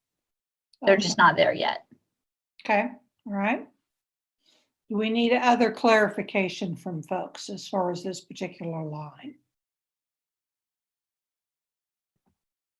I added the flyers to the chat box, both in English and Spanish. I received those the other day from another work group, Kansas Power the Positive, that I'm on. So hopefully those will be helpful.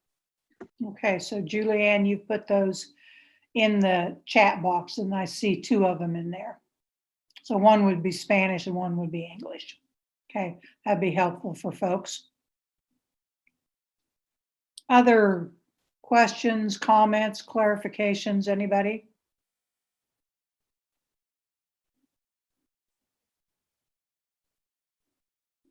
And not seeing anything in chat. Okay, well, thank you for the information and also thanks for the clarification. So Pam, you said that the one for adults will be coming, but coming later. That's my understanding, is that in KDADS, DCF is doing the children one, KDADS is looking at doing the adult one, but not till 2022. Okay, okay. Pam, when you're talking about an adult crisis line, do you know, have they been talking about 988 or was it a different program? I've heard talk about 988 that is supposed to roll out, I think also sometime in 2022, but I think it's also, I don't think it's the same thing. I could be wrong, but I don't, because I think 988 is going to be like 911. So 988, I can talk about 988 because of the agency that I'm at. So 988 will be a mental health and suicide prevention crisis line. So it will be similar to what the National Suicide Prevention Lifeline does now. They're just transitioning that network to a 3-digit, easy to remember number that will be for all ages. Anyone can use that 988 number. It will be suicide prevention, Monica? Mental health distress and suicide and suicide prevention. And so it will be similar to 911 in that it is 3 digits, but different from 911 in that it will be answered by folks who are mental health trained. Oh, wow. That'll be great. Any timeline on that you know of? Yeah, so that's actually a federal initiative. Right. And so it goes live July 16th of 2022. Okay, very good, very good. Well, lots of good information on some helplines coming up. So that's good to kind of try to keep them all straight on what their benefits are. Other questions or clarifications really for any of these people who have spoken up? Shanna provided us, but Pam Noble's talked, and Monica and Julianne. It's nice to have folks on here that understand all this and know what the scoop is. That's good. This is Derek Knapp with Central Kansas Mental Health Center. Kathy Mosier is not able to be on right now. From the association standpoint right now on this mental health outreach here, the mobile crisis response, mental health centers are pretty limited in the staff that we have to be able to do in-person outreach every time that there's a crisis. And so we're still kind of building how our mobile crisis response looks as we're developing the program. At least at Central Kansas Mental Health Center, our mobile response is going to be Zoom for the time being. And I don't know how many other mental health centers across the state are going to be kind of in that same boat.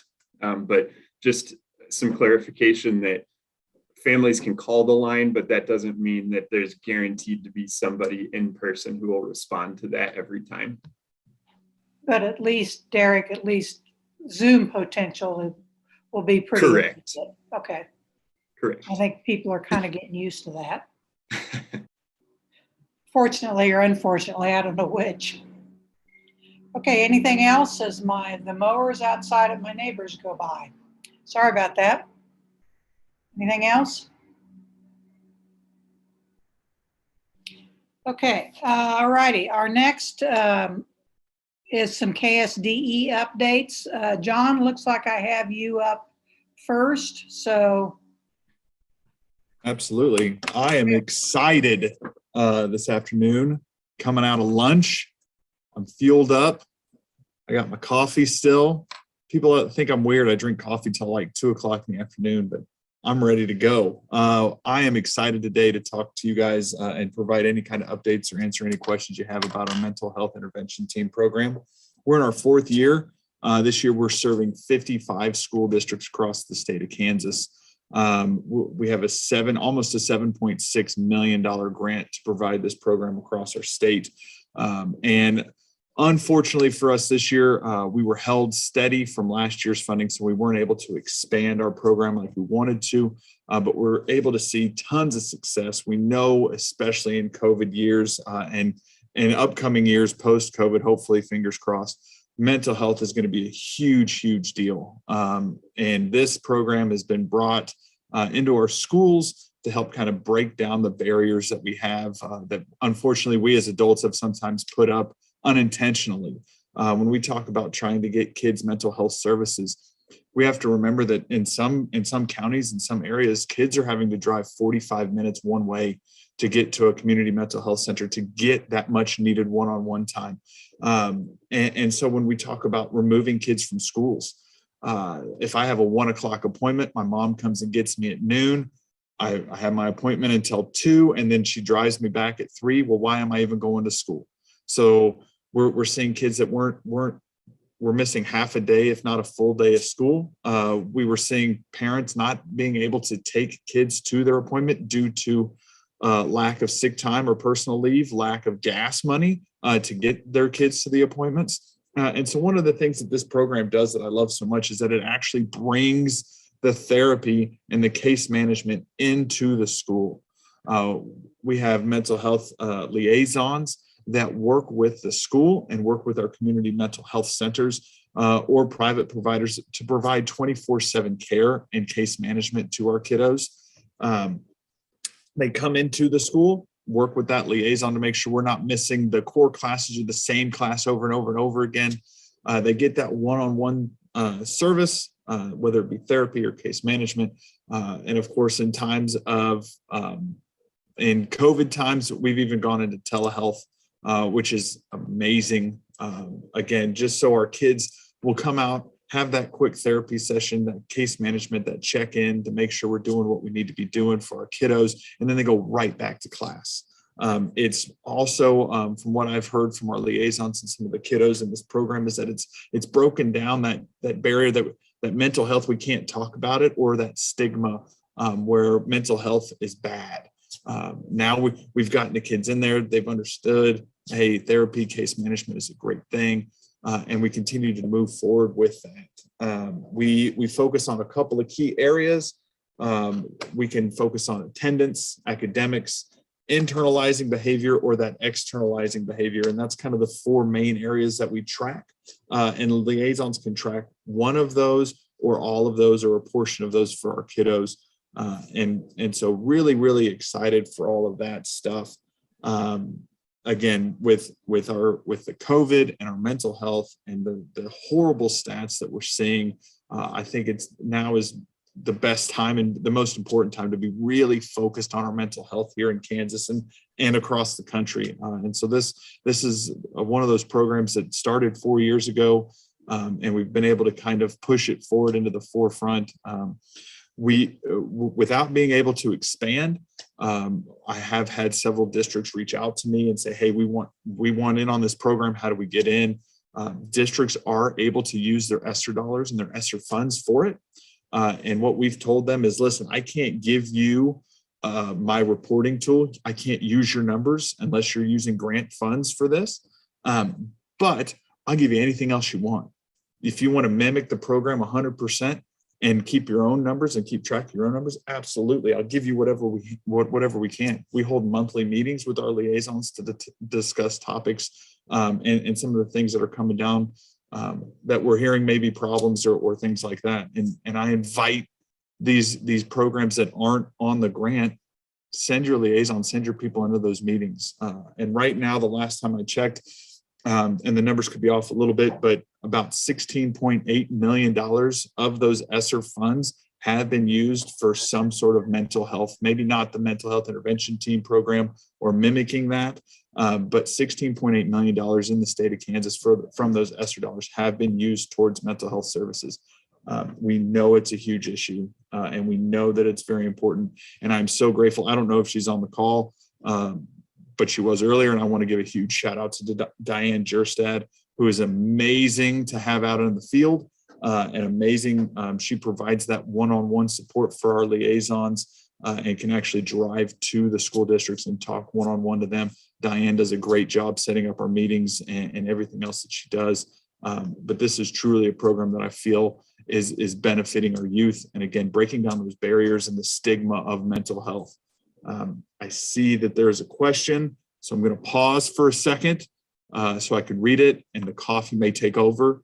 So give me 1 second. John, I just ask if you know if there are funds to pay for or reimburse staff wanting to get a license in mental health to serve our students.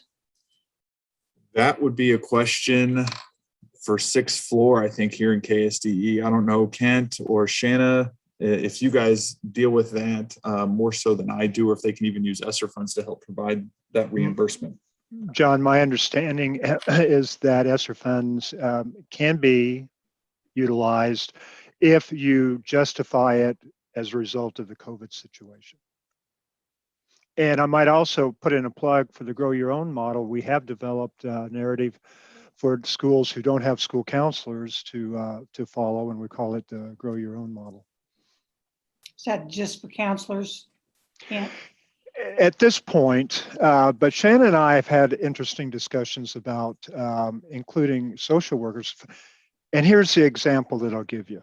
Suppose in a underserved area, there's a school who can't find a school counselor, can't find a social worker other than a bachelor's level social worker. Well, our recommendation is that social workers be master's level, okay? Why wouldn't the Grow Your Own model fit that situation as well? You know, while they're employed by the district as a staff member, they have to fall under the professional development statute. They have to have PDC, and they could use that, you know, work toward their master's in an MSW, just like a counselor would. So we haven't implemented that yet. We're still discussing it, but it's something to consider.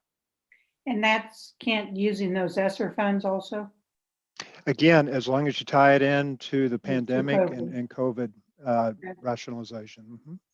Okay. The other barrier to that, I will just throw in that it's not necessarily a barrier, just something to work through, is that KSDE does not license social workers. The BSRB licenses social workers. And so since it's a different licensing entity, that's why we haven't already done it. Gotcha. I will say real quick too, that last year alone, we served over 4,700 kids through this program. And just as a subset, something we do track, almost 600 of those kiddos were foster care students. And so very excited about the program, what our liaisons are doing, what our community mental health, it's been a great partnership with them. And so excited to see where this program will continue to grow. Kathy, may I ask a question? Yes.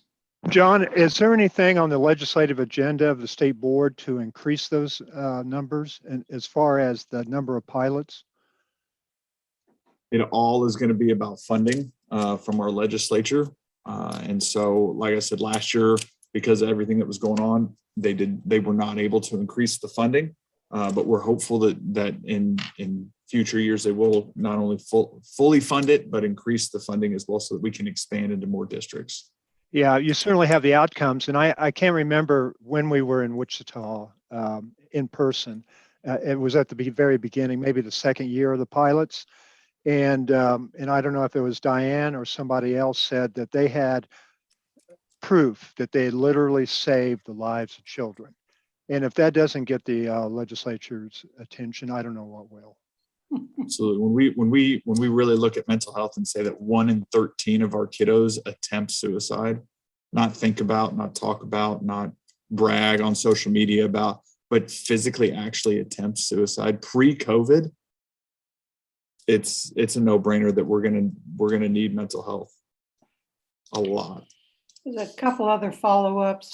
Bert said school psychologists evidently can be involved in that also. Then Kimber has a follow-up. She was inquiring about nurses getting a degree/license as a mental health nurse practitioner. Oh, that's cool. And then they can provide services in person or telehealth. That's really true. So is that I don't know if that's a possibility, or can somebody check into that and get back with us? I would be more than happy to talk to Mark Thompson, who's our liaison with the Kansas school nurses. Yeah, and then get back with us.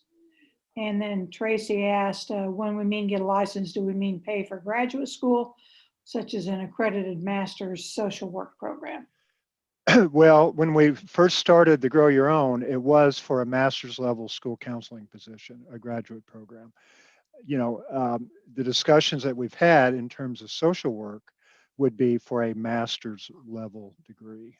But again, the licensing agency is not KSDE, so we have to work with that other agency. Well, you know, I would argue that I think we need to inform them of what's going on, but our general counsel says that schools define what their staff is. So if they wanted to hire a bachelor's level social worker, they can do that. And what we're saying is it's better to have a graduate level social worker working with kids. And as they work through their professional development program, that would fit into that scheme. Yeah, and I think that one of the points that has been made, and I know Shan has been a part of this conversation, is um, bachelor's level social workers are not therapists. It's master's levels in clinical. And so they would need to then be provided with some sort of clinical supervision through their place of employment, or the place of employment would need to pay for them to be clinically supervised if they're providing any type of clinical work. And that's a very big distinction in the social work world because, yeah, bachelor's level can do a lot. They cannot provide the mental health therapy that we're really wanting and seeking, which is Right. why I wanted that clarity around, Yeah. are we saying that the grow your own could potentially for social workers be And making them go from bachelor's, or having them assisting them and facilitating them going from that bachelor's sort of case management one step removed from clinical work to providing that ability for them to move into that clinical realm where they wouldn't need that extra supervision. what we've told schools, Tracy, is that bachelor level social workers may inhibit your liability for the reasons that you just gave. And the other good thing is if you're a master's level, you can also bill Medicaid if you're on like a student's IEP, so you can also like fund yourself a little bit. Well, and I think another thing that's incumbent on the school districts is when they hire social workers, make certain that you're hiring the social workers that will fit your needs. Like if you want somebody that just serves, well, in the vernacular of that pilot program, the liaison role, well, that person's really probably not going to do the therapy. But if you're hiring master's level folks already, make sure you get them in the having the opportunity for the therapeutic session. Don't use a master's level social worker as a liaison type role because they're really overtrained for that, quite frankly. Yeah. So like I say, I think it's incumbent on our school districts to make sure when they're hiring these folks, they get them in the right roles. And Kathy, Holly makes a great point. Emporia State, when Colleen was with us, she set up a similar program for school psychs in Emporia State.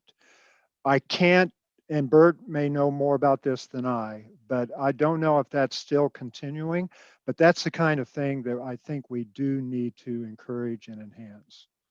Well, maybe some work with some of our local universities to get on those kinds of programs would be a really good thing.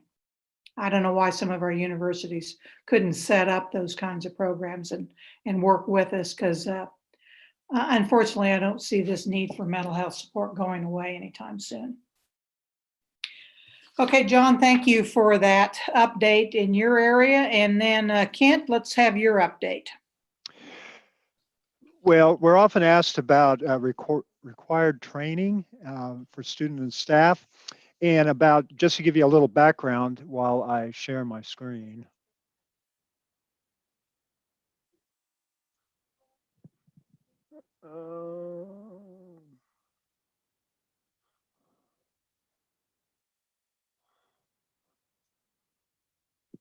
While you're looking at sharing, Holly did say that ESU program is still going on. That's great. And for we need to school market that. psychologist. Yeah, thank you, Holly. About 3 years ago, Myron put together a website relative to required and recommended student and staff training. You can find that if you go to ksde.org and go to the alphabetic subject list and look under either L for leadership training or T for training. And what you're going to see is what Shanna put together in the form of a brochure. And Kathy, can we see the brochure now? Yeah, okay. The first page simply explains the objectives of what we're trying to do with this link in this brochure. It also has Shanna's contact information. But really what I wanted to share with you is what's included on the link and in the brochure. And it's organized with KISA verbiage, KISA vocabulary. That's why it says responsive culture. But it was organized under 3 headings: leadership, prevention and responsive culture, and student safety and wellness. Under leadership, you could find out information about what's required relative to the Juvenile Justice Reform Bill, which is Senate Bill 367. And that would include required training at the beginning of the bill, as well as ongoing MOU that John and I and Jim Green have been discussing, and I think we're going to probably ask for another round of that here pretty soon. Negotiations, PDC, as I mentioned, Professional Development Council, and then reasonable suspicious training, okay? Then under prevention and responsive culture, you have the bullying awareness and prevention information, the FLAT Act, preventing abuse and mandated reporting, education for the homeless, which is Title IX, emergency safety interventions, and that was really big, what, about a year and a half ago? I remember Laura spent a lot of time working with that. Suicide awareness and prevention, excuse me, that's the FLAT Act. The bullying prevention is a statute separate. I'm not sure why structured literacy and dyslexia training is on here, but it is, and it's an easy place to find it if you need. And then under student safety. It is a required annual training now. But, yeah, yes, it is. I'm not sure why it's under prevention and responsive culture, though. Yeah, probably trying to figure out where else to put it. Yeah, you have to make a separate strand. Student safety and wellness, accident prevention, which is defensive driving. Bloodborne pathogens, one of our favorites. Remember those days, Kathy? First aid and CPR, okay? And one is for health educators and what the other is required every 2 years. And then concussion protocol. And we do know whether they're required, whether they're recommended for each one of those, and what group, what audience would be served, whether it be students or staff. And we appreciate Shannon putting this brochure together. You'll notice that the links are active. So on your brochure, you can click and go directly to that particular topic. Shannon, you have anything to add to that? No, I would just say the structured literacy and dyslexia training was placed under prevention and responsive culture and responding to the needs of students and meeting their needs in the area of specifically dyslexia and identifying that as that did become a required training.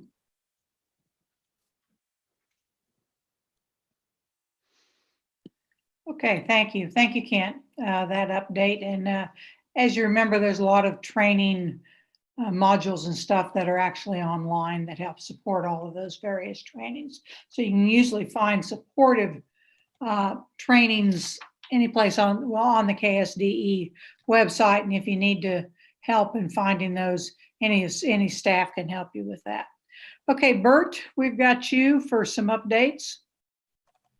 Yes, I'm gonna see if Kelly can get or Kayla, if she can share my screen here with you. Not the right one. There we go. So what I was going to do is give you an update on the personnel that have been requested through the ESSER 2. That is the SRSA, which is one of the federal programs that we received $370 million as a state. And they did allow for school mental health or mental health services to address social emotional gaps that occurred as a result of COVID-19. All of our federal dollars we received have a COVID-19 containment or requirement, so that districts have to fill out an application, and that application goes before my team, who then take it before the Commissioner's Task Force. And some of you that listen to the board meetings know that Doug Boleen normally will provide an overview of those agencies that have requested to use their federal allocations. Now, I do want to share with you that we did have in December money come through called the CARES Act. Some of you may have heard of that. That was the first federal dollars that came about as a result of the COVID-19. And there was $85 million that was provided. Many of the districts use that for technology, for supporting staff overtime, for supporting PPE, which is the equipment that's needed, or the liquid that might be needed to clean, or your products, that sort of thing, cleaning supplies, paper, anything like that would come out as in the CARES Act for ESSER 1. Well, then, and we had to share that money with private schools, by the way, in the first CARES. Well, this second one called out the mental health, social, emotional much more than the first, the SERSA or ESSER 2. So I did some research and I found out that there are 106 districts out of 286 that have requested ESSER 2 to support mental health, social, emotional needs. They've been approved by the Commissioner's Task Force. Now, I do not have added on here what was just approved this week by the State Board for 18 districts that had submitted requests. So keep in mind that we have several districts that are not accounted for here because we still are gapped by 40 districts that haven't submitted any ESSER 2 application at this time. So I broke it down by year so you can see how much has been requested for mental health, social, emotional by year. 2021, the 3 million, 2022, 8 million, which is the big growth spurt. Then in 2023, 3.5 just about, and 2024 almost 2. So we'll scroll down a little bit. If Kayla, there we go. So in reviewing the request, I counted the following positions that districts are requesting. So they wanted 2 instructors that would support mental health needs of students and staff. This would include people to provide the social emotional assessments, provide instruction on social emotional topics, and do screenings. They had 64 social workers they were requesting, 45 counselors, 34 mental health contracted staff, unspecified, which means they just called it mental health. So that could be a social worker, a counselor, it could be an instructor, might even be a school psychologist. They just weren't specific. And then only 2 paraprofessionals were requested, and that was to support social workers. So a total of 145 professionals and 2 classified employees were requested so far out of ESSER 2. Remember that ESSER 2 funds are available to be obligated by September of 2023. So we'll scroll down a little more. So 56 districts as of September had not requested their funds for ESSER 2. Now keep in mind that we also then have the ESSER 1, and there may have been some positions requested there. One of the things that is really, what I want to say, it's causing us a little bit of concern is how many staff have been requested by the private schools, the non-publics. And it's a concern in the sense of we only have so many people, and we have publics and privates now competing to hire these social emotional support people. So the EANS 1 program that also came out with ESSER 2 provided $27 million for private schools to make their requests for the impact that COVID had caused them. And they also had the opportunity to request personnel. I do not have the data on that to this point. I am collecting it and I will report that out at a later time. The EANS 2, which has just been released and just been worked on by our team, was for those private schools that had 40% or more poverty, but we used a formula so that we did not limit it to only 7 or 8 private schools in the state of Kansas. And we ended up qualifying somewhere between 20 and 25 private schools. They have requested to date about $12 million of that 25 million. 10 to 12 million is what my team tells me has been requested so far. That means that there'll be money returned to the governor, and then the governor can decide how to disperse that money to support educational programs. But ESSER 3, which has just been released here in the state, we were supposed to have applications submitted. We gave everybody extensions because here we get the ESSER 1 in December. ESSER 2 came about right after the ESSER 1 in March. Then we end up getting an ESSER 3 just right on top of it. So over $1 billion comes for school districts, and $52 million is out there for private schools. And it all just happened within a year. So now what we're looking at is how are we going to distribute? How are we going to get enough personnel that can provide the supports and services? Because ESSER 3 has $831 million available to school districts. And they have a separate allocation of $28 million designated just for special education programs.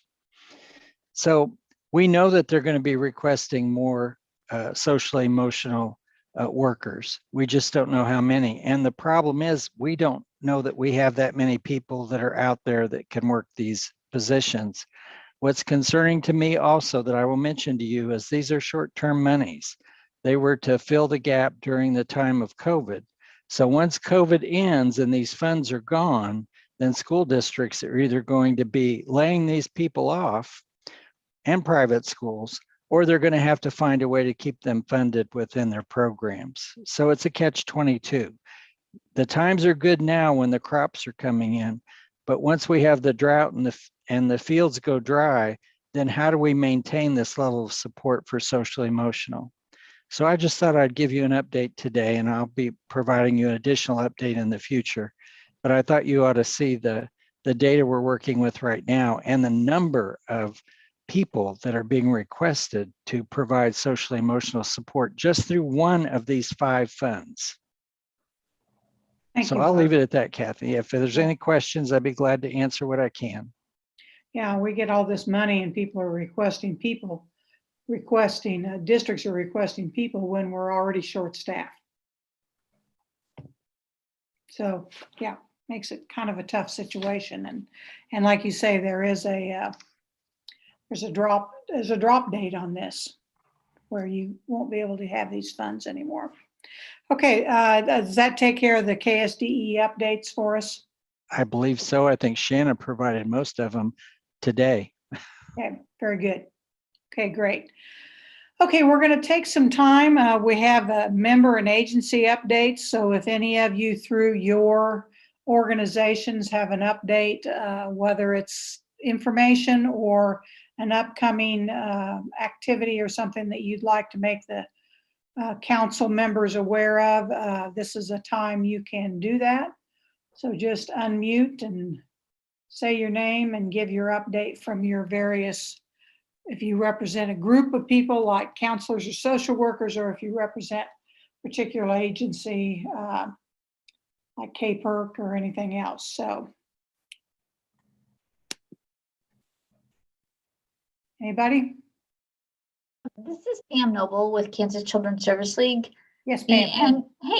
The annual Governor's Conference for the Prevention of Child Abuse and Neglect will be held virtually. We have, generally when we have it in person, which hasn't been for a while now, our first day is usually a 6-hour institute type day. We've broken that day up into 2 3-hour time slots, October 27th and 28th, and then November 3rd through the 5th, we will have keynotes and workshops. So if you go to all of the activities, there are 16 CEUs available. Registration is $150, and you can do it online at the KCSL website, or you can email me if you have questions. I'll put my email in the chat box. Okay, that's a great piece of information, and your organization always provides some really, really nice training. So thank you, Pam. Anybody else?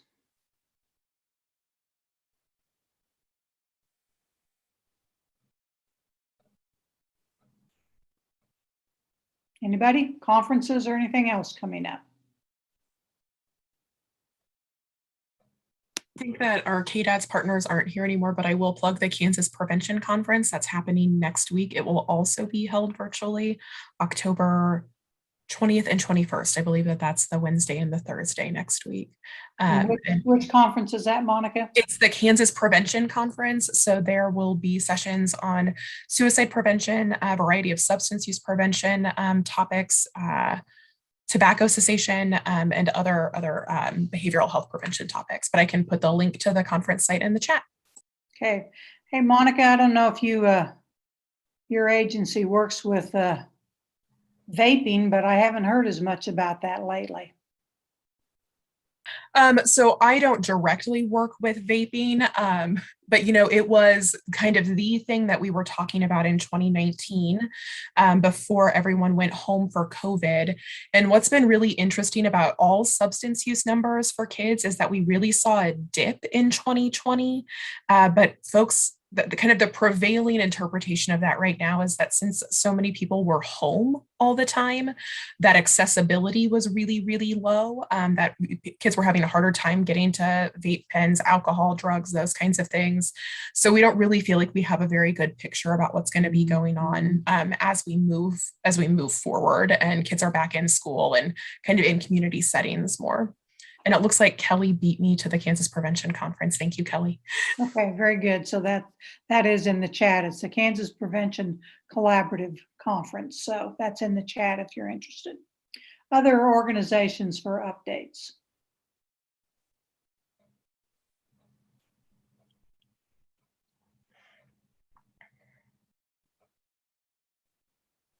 Okay, thank you for those that were provided from the group. Wanted to leave a little bit of time for anybody who has, kind of based on our conversation now and some other things, if you have suggested future agenda topics that you'd like to see addressed in future meetings.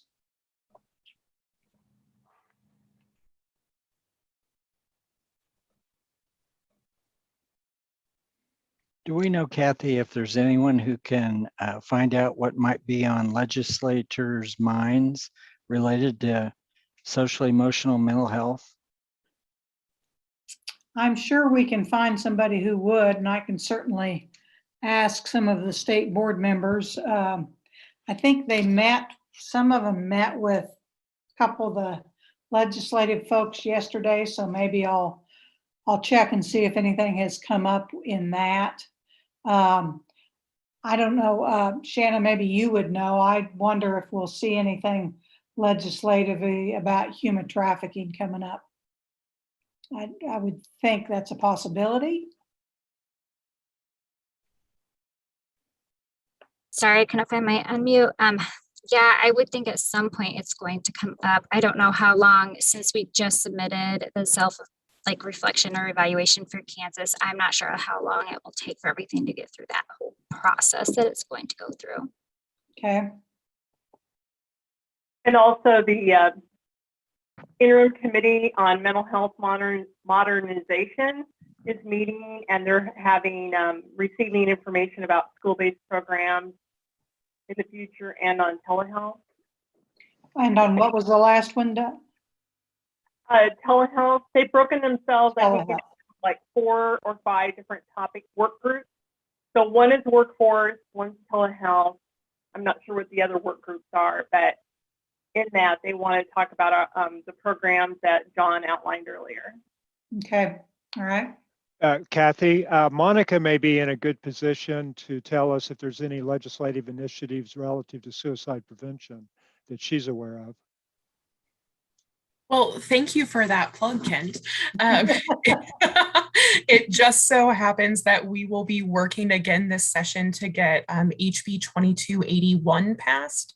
So HB 2281 is what we fondly refer to as the 988 bill. And what it does is designate KDADS as the lead agency for maintaining the mental health and suicide prevention crisis line that we were just talking about, as well as it would create a funding mechanism for those 988 crisis hotline services, as well as some suicide prevention programs in the state. So very much interested in gathering some support from a lot of different sectors, including the education sector for that bill. We need a lot of support to get that done. Monica, are you aware of any efforts to modify the FLAT Act to specify and mandate student-led initiatives? I have not heard anything about that. You know, I know that it seems like Senator Baumgartner has been the one who's really been interested in the FLAT Act the last few sessions, and it's not something that I've heard her say anything about. If there are any of those efforts and I hear about them, I would certainly let this group know, but it's just not something that I'm hearing about now. Thank you, Monica. Mm-hmm. Any other future? I mean, I think from conversation today, we've talked maybe about bringing back in the way of the suicide prevention, but the comprehensive postvention plan and having a little bit more conversation on that and how to engage kind of a community-wide focus. Taking a look at some different size districts and what they can do based on that. And then mental health for our adults in the school, how we can look at some focus on supports for those folks.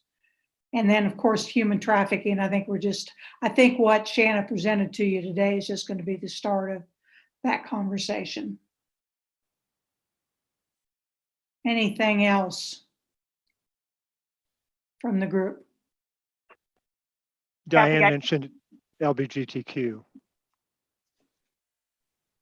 Okay. Did you see that in the chat? Nope.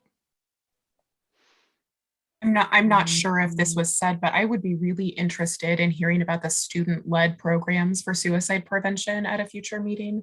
And would be very happy to introduce Shanna or Kent to some of the folks that I know who are doing some of those things. Student-led suicide prevention programs, Monica? Yes. Okay.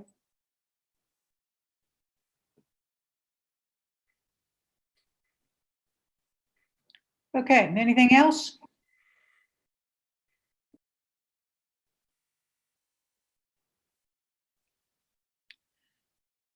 Okay, if there's not anything else or any other announcements for the good of the order, I think we'll kind of wrap things up for today. Again, we have our Zoom meeting today. Our meeting in December is on the 16th, and it'll again be from 9 to 2, and it will again be Zoom. As I mentioned, hopefully in the future, we'll be able to do at least some of these in person. I know a lot of you, when I talk to you on the side, you talk about the opportunity when we're in person to do a lot of networking with folks and have some of those informal conversations and how beneficial that is. I know there's a lot of good things about being able to do Zoom. It certainly helps with travel time and everything else, but there are some good things about being in person too. So hopefully we'll be able to do some of that.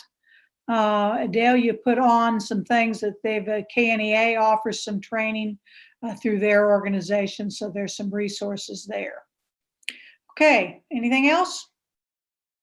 Well, I'd like to thank everybody. I know it's October and kind of just finishing up first 9 weeks, going into second 9 weeks. So it's a busy, busy time.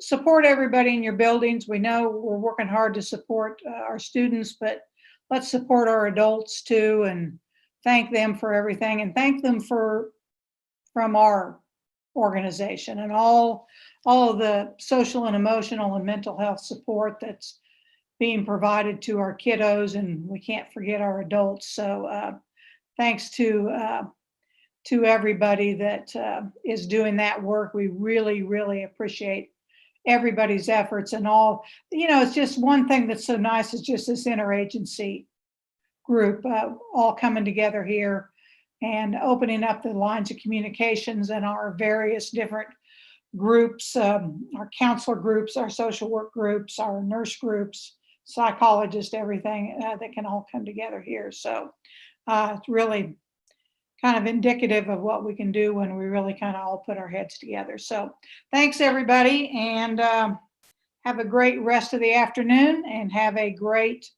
rest of October. I guess I'd say happy Halloween coming up and Thanksgiving before we meet again. So thank you. Bye-bye. Thank you. Bye.